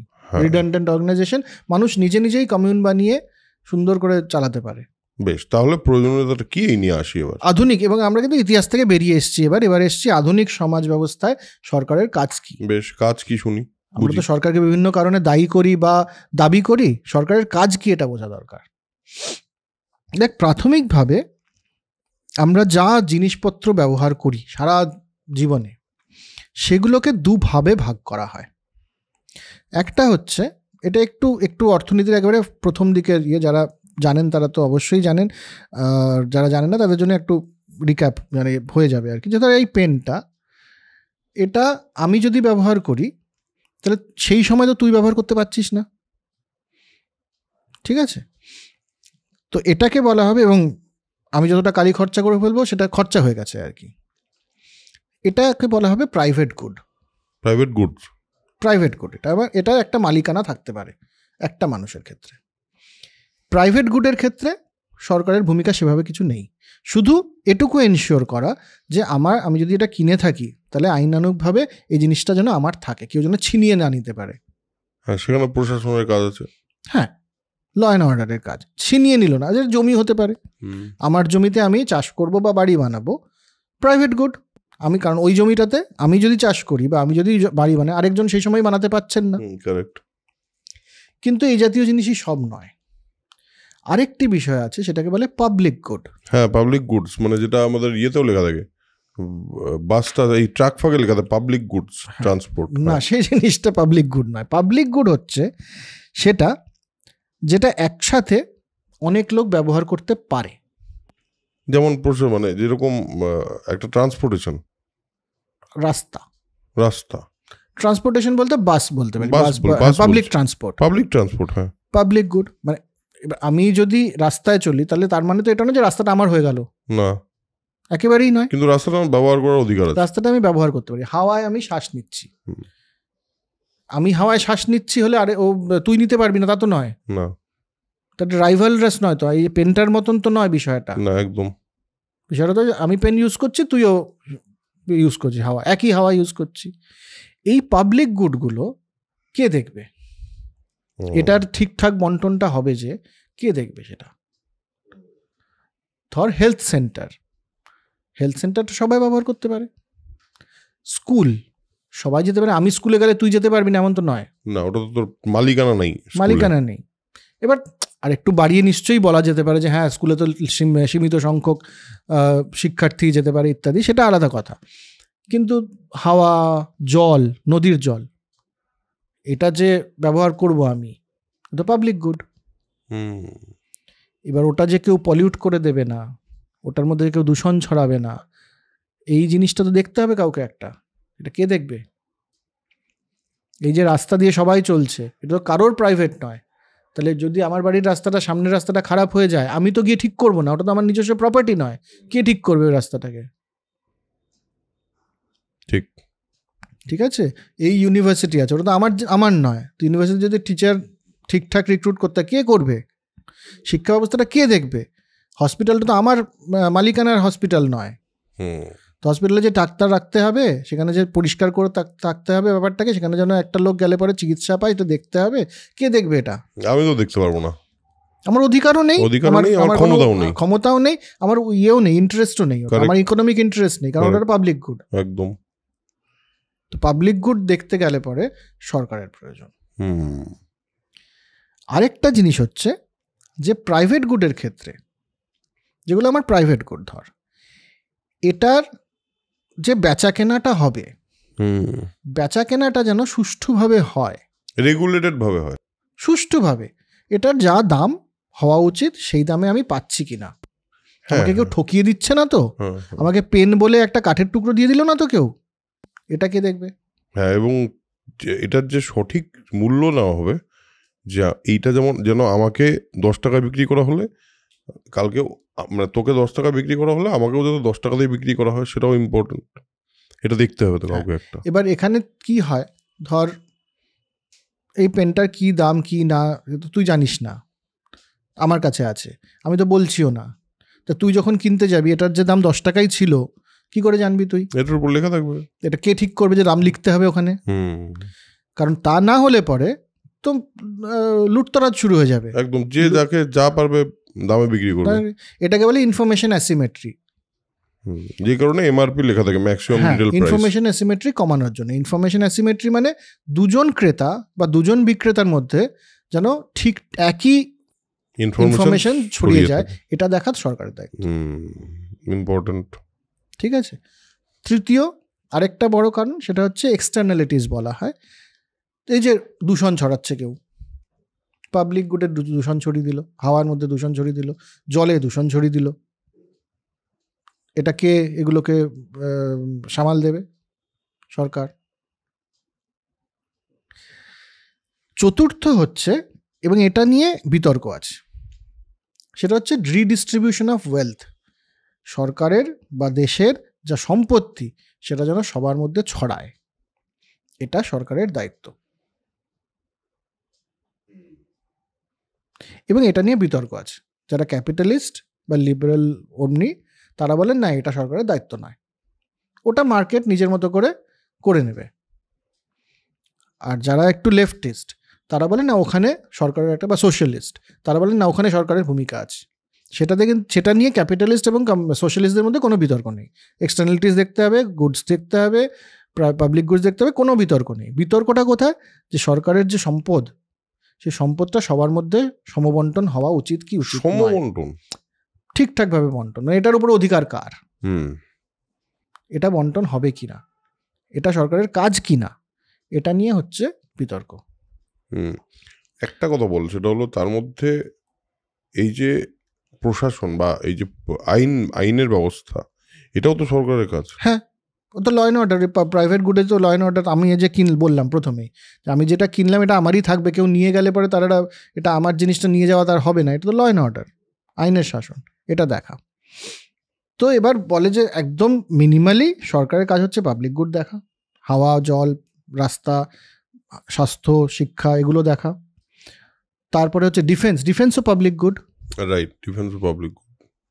আমার দেশের রক্ষা করতে হবে দেশটাকে, আমি তো বিয়ে করবো না, হ্যাঁ তাই তো ডিফেন্সটা এই জন্যে সরকারের কাজ, পাবলিক গুড সরকারের কাজ। দেশের ইকোনমি ঠিক করা আমার জিনিস তো নয়, সেটাও সরকারের কাজ। তারপর ধর এই জিনিসপত্র রেগুলেটেড রাখা, এগুলোও সরকারের কাজ। ওই বললাম যেটা ওয়েলথ রিডিস্ট্রিবিউশনটা ইম্পর্টেন্ট কিনা সেটা নিয়ে বিতর্ক থাকতে পারে। এবার সবসময় কি সরকার পলিসি নিতেই হবে, এটাও একটা প্রশ্ন। পলিসি নিতে হবে যে কোনো বিষয়ে ধর একটা জিনিস ঠিকঠাক চলছে, মনে কর যে খুব শিক্ষিত ড্রাইভার সমস্ত একটা শহরে, তারা ঠিক জানে কিভাবে চলতে হবে না চলতে হবে, সেখানে কি সরকারের একটা খুব স্ট্রং ট্রাফিক পলিসি তার দরকার নেই। এমন অনেক সময় হয় বা অনেক ক্ষেত্র আছে, সবসময় সরকারের এটা নিয়ে কোনো পলিসি নেই কেন? সরকার হয়তো মনে করছে যে না, সিস্টেমটা তো ঠিকই চলছে, আমার আর দরকার কি এখানে আসার। সরকারকে সব জায়গায় নাক গলানোর তো প্রয়োজন নেই। আমার এই যে পেনটা, আমি এই পেন দিয়ে কি কবিতা লিখবো, না গল্প লিখবো, নাকি এটা দিয়ে সই করবো, নাকি এটা নিয়ে জাস্ট আমার দেখতে ভালো লাগে বলে রেখে দেবো, এটা নিয়ে তো সরকারের কোনো বক্তব্য থাকতে পারে না। কারেক্ট। আমার প্রাইভেট গুড, সরকার শুধু দেখবে আমি পেনটা কেনার পরে এটা যেন আমার কাছে থাকে। তেমনি তো অনেক ক্ষেত্রে সরকারের পলিসি নেয়, মানে বেশিরভাগ ক্ষেত্রে সরকার কিন্তু পলিসি নিতে চায় না। এবং এটা আমি এই বই থেকে বলছি না, কেলকার বলে একজন আছেন, তার in service of the Republic বলে একটা বই, সুনন্দ যদি পারো দেখিয়ে দিন, the service of the Republic বলে, সিনিয়র আইএস, উনি লিখেছিলেন যে সরকারের পলিসি ঠিক করে কি করে। প্রথম ডিসিশনটা হচ্ছে এই বিষয়ে আমার কোনো পলিসি থাকা উচিত কিনা, মানে এখানে আমার ইন্টারভেনশনের দরকার আছে কিনা, এটা কি পাবলিক গুড হ্যাম্পার করছে, মার্কেট ফেলিয়ার হচ্ছে কোনোভাবে কি এটা এক্সটার্নাল রিস্ক দিচ্ছে, এখানে কি রিডিস্ট্রিবিউশনের গল্প আছে। এগুলো যদি না হয় তাহলে আমার কোনো ভূমিকাই নেই এখানে। অনেক কিছু চলছে পৃথিবীতে যেটাতে সরকারের কোনো ভূমিকা নেই। যেমন ধর আমি বলছি যে সোশ্যাল মিডিয়া বা ওটিটি চ্যানেলস, দীর্ঘদিন ধরে ওটিটি চ্যানেলস চললো, সরকার কোনো কিছুই বললো না যে হ্যাঁ ইন্টারনেট এসছে, চলছে ওটিটি চ্যানেল, আমাদের কোনো ভূমিকা নেই। একটা সময়ের পরে সরকারের মনে হলো যে না, এটা নিয়ে আমাকে পলিসি নিতে হবে। ঠিক, তার আগে অবধি প্রয়োজনীয়তা ফিল হয়নি, যখন প্রয়োজনীয়তা ফিল হয়েছে তখন বলেছে। বেশ। দ্বিতীয় চেক, আমরা যখন সরকারকে প্রশ্ন করি, তুই তো সবসময় বলি যে সরকারকে প্রশ্ন করতে হবে, নিশ্চয়ই করতে হবে। কী প্রশ্ন করব? প্রশ্নটা কি? প্রথম প্রশ্নতে তোমার এটা নিয়ে পলিসি নেই কেন, সরকারের একটা উত্তর থাকতে হবে যে এটা নিয়ে পলিসির দরকার নেই, কারণ ঠিকঠাকই তো চলছে। তখন তুই বলবি যে না, এটাতে ঠিকঠাক চলছে না। যদি ঠিকঠাক না চলে কোনো কিছু, সেটাতে সরকারের পলিসি থাকা দরকার। কারেক্ট, একদম। যেমন সিম্পল কথা, সরকারের আমি প্রশ্ন যে কোনোভাবে, ধর পাবলিক গুড, মানে রাস্তা খারাপ হলে আমি সরকারকে বলবো কেন হয়নি, এটা ঠিক করো ইমিডিয়েট, তোমার কাজ। এটাই তো প্রশ্ন। রাস্তা খারাপই হচ্ছে না, তুই তো বলবি না কি সরকারকে কেন রাস্তা ঠিক করছো না। একদম। এবার তুই দেখি কোনো একটা সমাজে কোনো একটা শ্রেণী খুবই খারাপ অবস্থায় আছে, এবং সেটা নিয়ে যদি মনে হয় আমার যে এইটা নিয়ে সরকারের কিছু করা উচিত, তাহলে সরকারকে প্রশ্ন করবো, পলিসি নিয়েই করবো। এবার হাওয়া দূষণ, একটা জায়গায় গেলি তুই, দেখা গেল যে এখানে দূষণ নেই, এখানে হাওয়ার যে কোয়ালিটি থাকা দরকার সেরকমই আছে, খুব সুন্দর। তুই তো সেখানে প্রশ্ন করতে যাবে না যে তোমার দূষণ নিয়ে কোনো পলিসি নেই কেন এখানে। না, একদমই যাবো না। সরকার বলবে এখান থেকে কিছু হয়নি, এক্সটার্নালিটিই নেই, কোনো দূষণই নেই, আমি পলিসিটা বানাবো কেন? ঠিকই, একদমই। প্রথম প্রশ্ন। দ্বিতীয় প্রশ্ন, এবার পলিসি তো সরকার বানালো, পলিসিটা কি ঠিক বানিয়েছো তুমি যেটা মানে তোমার উদ্দেশ্যটা কি এখানে করা? তোমার পলিসিতে ওই প্রবলেমটার সলিউশন হচ্ছে কি, এটা হলো হচ্ছেটা অনেক পরে, হতে পারে কি সবকিছু। প্রথমে কি হবে? প্রথমে পলিসি বানাবে, তারপরে সরকারের কিছু নির্দিষ্ট ডিপার্টমেন্টকে বলবে তোমরা এই পলিসিটা ইমপ্লিমেন্ট করো, তারপরে ওটা ইমপ্লিমেন্টেশন হবে।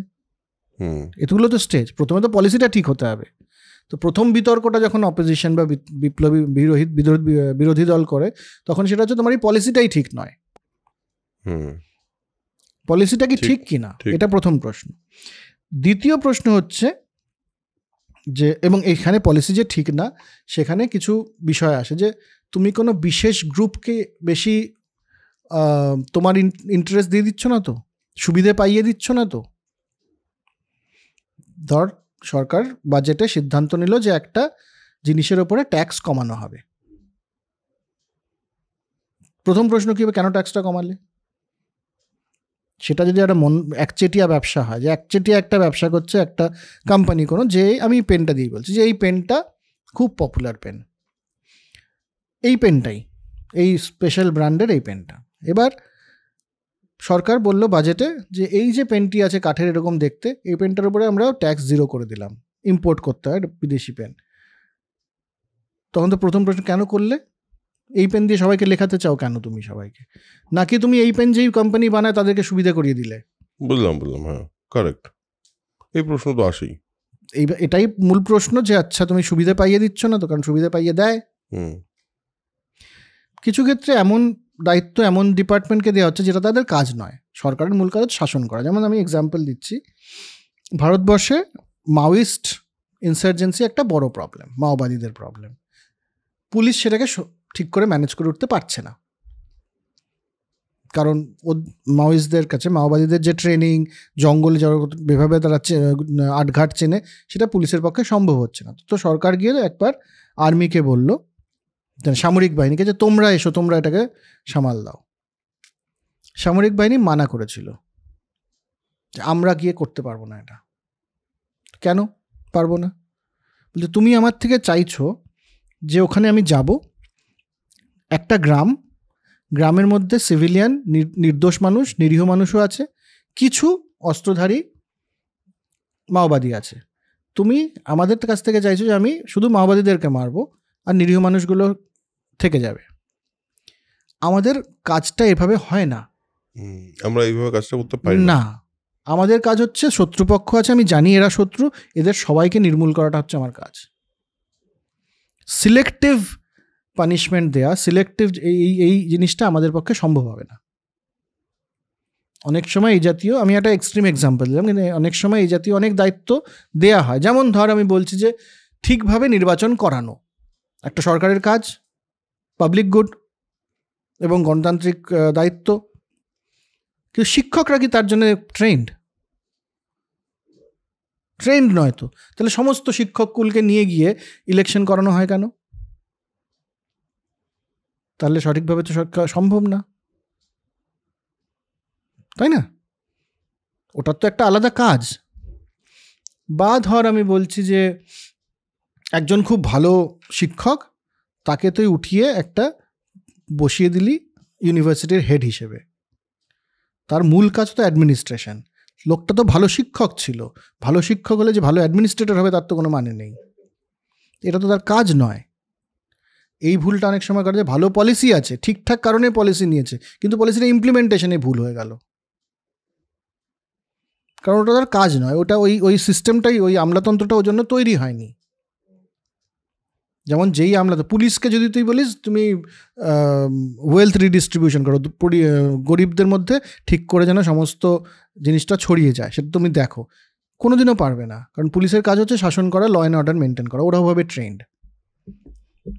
মানুষের প্রতি সমব্যথী দেখিয়ে যেটা করতে হয়, সেটা তাদের পক্ষে সম্ভব না, অন্তত ভারতবর্ষের ক্ষেত্রে তো সম্ভব নয়। যাকে তুই কাজটা করতে দিচ্ছি, সেই কাজটা করলে তার কি উন্নতি হবে? আর সেখান থেকে যদি 2 টাকা নিয়ে নেয়, তাহলে তার পরিবার যেন থাকে দুধে ভাতে হয়, এটা তুই কিভাবে ঠিক করবি? তার ইনসেন্টিভটা ঠিক আছে কিনা? তাকে চেক করার জন্য কি ইনস্টিটিউশন রেখেছিস তুই সরকার হিসেবে? যে এত করাপশন বাড়ছে, সেটা তো চেক হয় না এই জন্যে। তো এইগুলো হচ্ছে প্রশ্ন করার জায়গা সরকারকে, যে প্রথমত তুমি কি যেখানে তোমার প্রয়োজন সেখানে তুমি কাজ করছো, আর যেখানে তোমার প্রয়োজন নেই সেই জায়গাটাতে অনাবশ্যক তুমি মাথা গলাচ্ছ কিনা, পলিসি আছে কিনা, পলিসি তুমি কিভাবে ইমপ্লিমেন্ট করার চেষ্টা করছো, তাদের কোনো বিশেষ গ্রুপ বেনিফিটেড হচ্ছে না তো? তারপরে হচ্ছে যে করছে সে ঠিকঠাক করে করছে না, এগুলো প্রশ্ন করার জায়গা। এবং এখানেই আমি বললাম করাপশন একটা ইম্পর্টেন্ট ব্যাপার। তুই আগেরবারও বলেছিলি যে দুর্নীতি বা করাপশন নিয়ে আমরা কখন কথা বলবো। এক্স্যাক্টলি, এই যে পলিটিক্যাল অর্ডারে দুর্নীতির অনুপ্রবেশ, এইটা সম্পর্কে ফুকুয়ামা বাবুর বক্তব্য কি?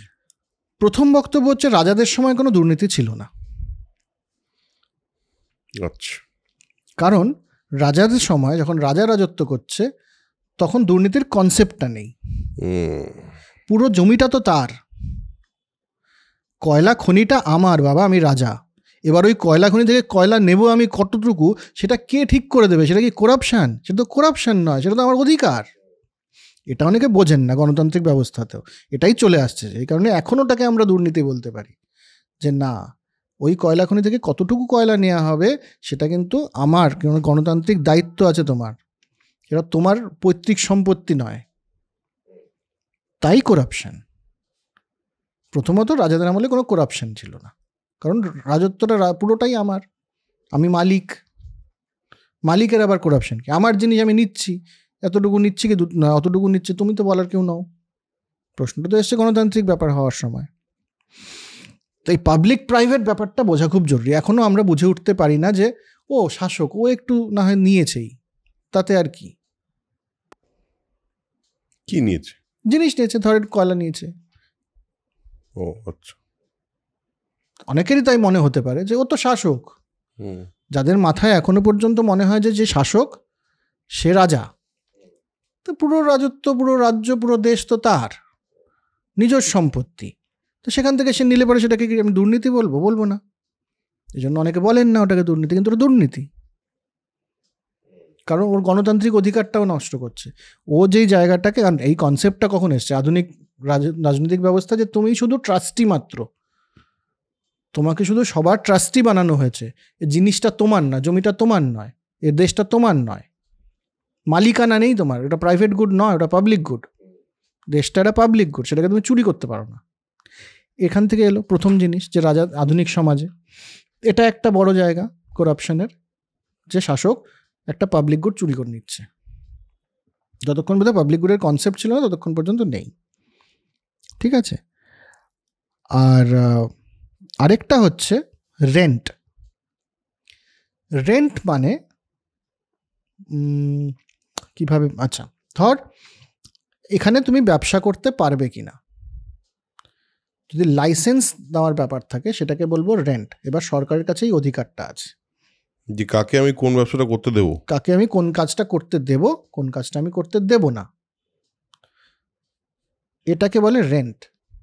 এই রেন্টের জায়গাটার কারণেই কিন্তু অনেক মানুষ রাজনীতি জয়েন করেন, কারণ সরকারের কাছে এই ক্ষমতাটা আছে, এই পাওয়ারটা আছে। এটা সরকারের মূল কাজের মধ্যে পড়ে না, কিন্তু সরকারের কাজগুলো, বাকি কাজগুলো করতে গেলে পরে এটা করতে হয়। যে ধর স্কুলে অ্যাডমিশন, সরকারি স্কুলে অ্যাডমিশন, সাধারণভাবে কোনো সরকারের ভূমিকা নেই এখানে, কিন্তু কখনো কখনো সরকার এতটা শক্তিশালী হয়ে যায় যে ওখানে অ্যাডমিশনটা আমি বললে হয়ে যাবে, আমি না বললে হবে না, ঠিক আছে। একটা সরকারি ব্যবস্থার মধ্যে শিক্ষা ব্যবস্থা চলছে, সেখানে কি হচ্ছে, যে সিস্টেমে পলিসি থাকার তো কোনো প্রয়োজন নেই যে ওখানে একটা পরীক্ষা হবে, পরীক্ষাতে যারা চাকরি পাবে ভালো হবে তারা চাকরি পেয়ে যাবে, সিম্পল, এখানে কোনো পলিসির ব্যাপার নেই। কিন্তু যদি কারো মনে হয় না এত কিছু ঠিক হলো, তারপরেও কে চাকরি পাবে সেটা আমি ঠিক করব, পরীক্ষা ঠিক আছে, রেজাল্ট ভালো হয়েছে, কিন্তু ওই যে প্রথম 100 জনের মধ্যে কোন 50 জন পাবে সেটা আমি ঠিক করব, সেটা আমি রেন্ট দিচ্ছি, ওখানে একটা রেন্ট ইম্পোজ করছি আমি, আমাকে কিছু উপঢৌকন দাও, তাহলে পরে আমি ঠিক করব তুমি চাকরিটা পাবে কিনা। রেন্ট বলছিস কেন? ঘুষকে ওটাকে রেন্ট বলে, ওটাকে রেন্ট না, এটাই ঘুষ, ঘুষই রেন্ট। হ্যাঁ আচ্ছা, সিম্পল কথা আর কি। হ্যাঁ, যে কোনো সুবিধে পাইয়ে দেওয়া। উৎকোচ তিনি এটাকে বলেছেন রেন্ট, ফুকুয়ামা বাবু। এটাকে রেন্টই বলে, রেন্ট সিকিং বলে। বেশ, রেন্ট হলো, রেন্টটা একটা খুব বড় জায়গা, যে দুর্নীতির জায়গা। লাইসেন্স দেওয়াটাও তাই, ব্যবসায় লাইসেন্স দেওয়া দুর্নীতির জায়গা, দুর্নীতির জায়গা। বা ধর এই কাস্টমের ট্যারিফ, যে বলছিলাম এই পেনটা ইম্পোর্ট করার জন্য ট্যাক্স নেব কি নেব না, তো তুমি আমাকে এতটুকু টাকা দাও তাহলে আমি তোমার থেকে ট্যাক্সটা কমিয়ে দিচ্ছি, এটাও রেন্ট। বা এটাও, এগুলো হচ্ছে করাপশনের জায়গা, এটা এক ধরনের করাপশন। আরেকটা করাপশন হচ্ছে, এটা একমাত্র করাপশনের পদ্ধতি নয়, একমাত্র নয় না, আরও 2 ধরনের করাপশন হয়। একটা হচ্ছে রেসিপ্রোকাল এক্সচেঞ্জ অফ ফেভার, মানে তুই আমাকে ভোট দিবি বা আমাকে সাপোর্ট করবি, তার বদলে তোকে একটা জিনিস আমি করে দেবো। টাকা সোজাসুজি এক্সচেঞ্জ হচ্ছে না। যেমন ধরো এই যে চাকরির কথাটা বললাম, তুমি আমাকে আমার পার্টি করো,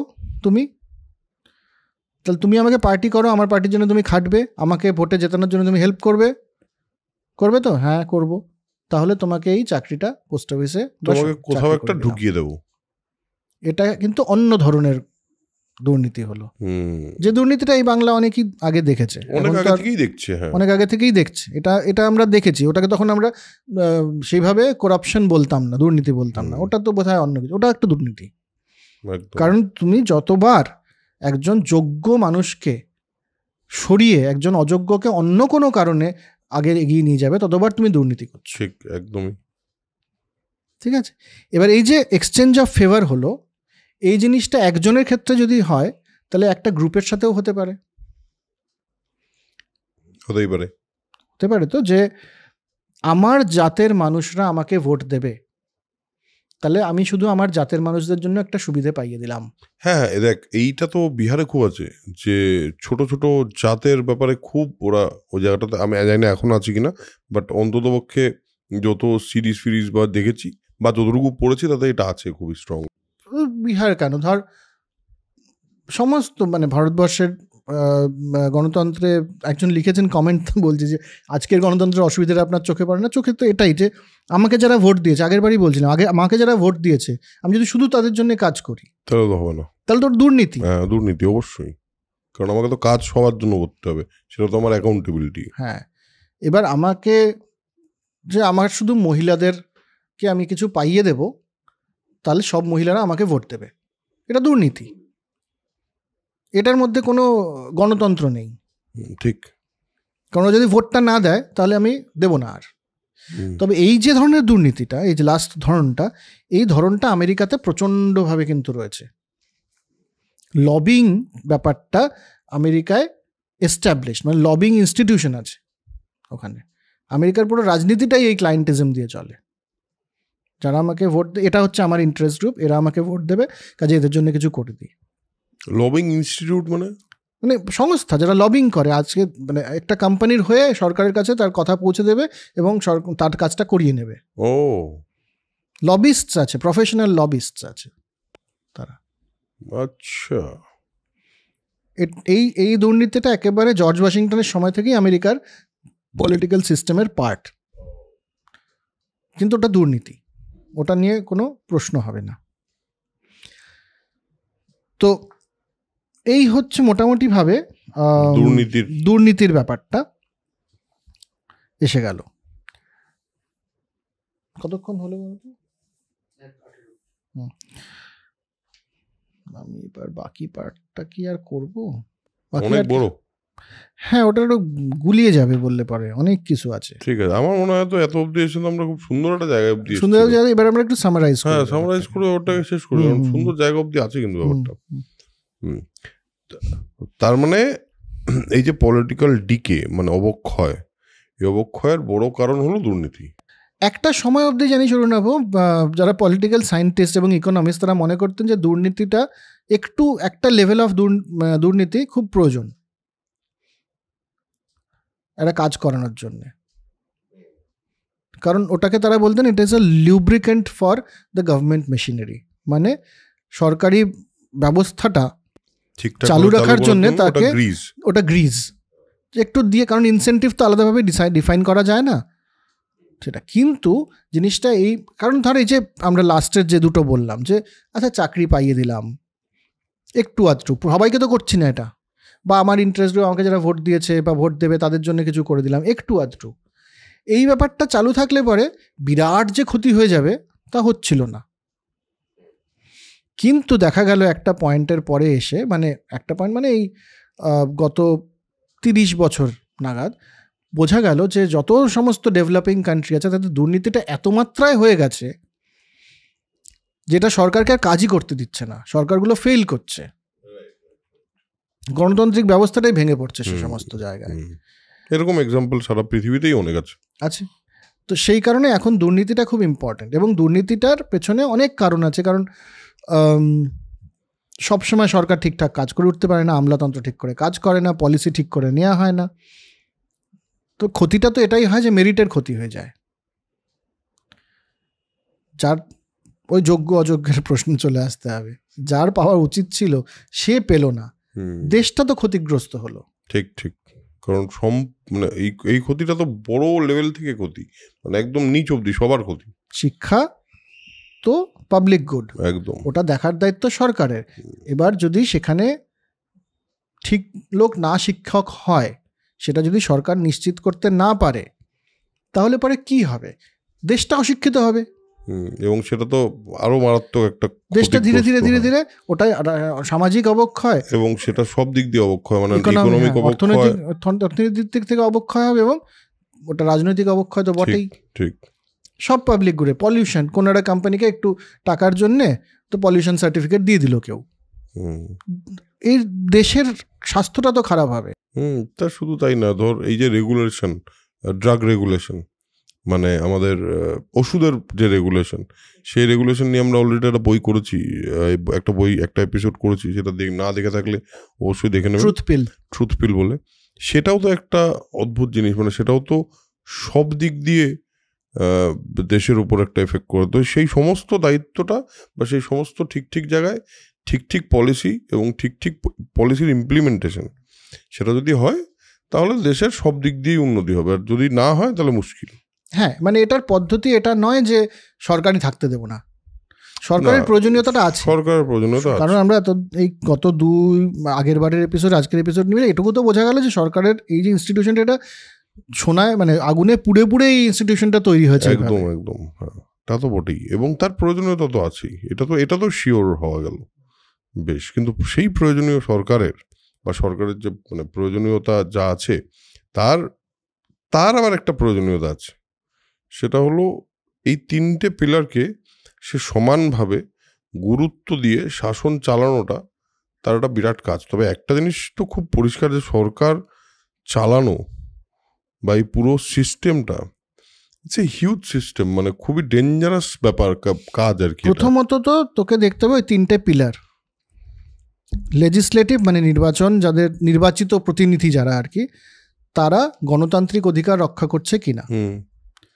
দ্বিতীয়, যারা আমলাতন্ত্র বা স্টেট বা রাষ্ট্র, তারা ঠিকঠাকভাবে শাসন করছে কিনা এফিশিয়েন্টলি। এবং তৃতীয়ত, আইনের শাসন সবার উপরে বলবৎ হচ্ছে কিনা সমানভাবে।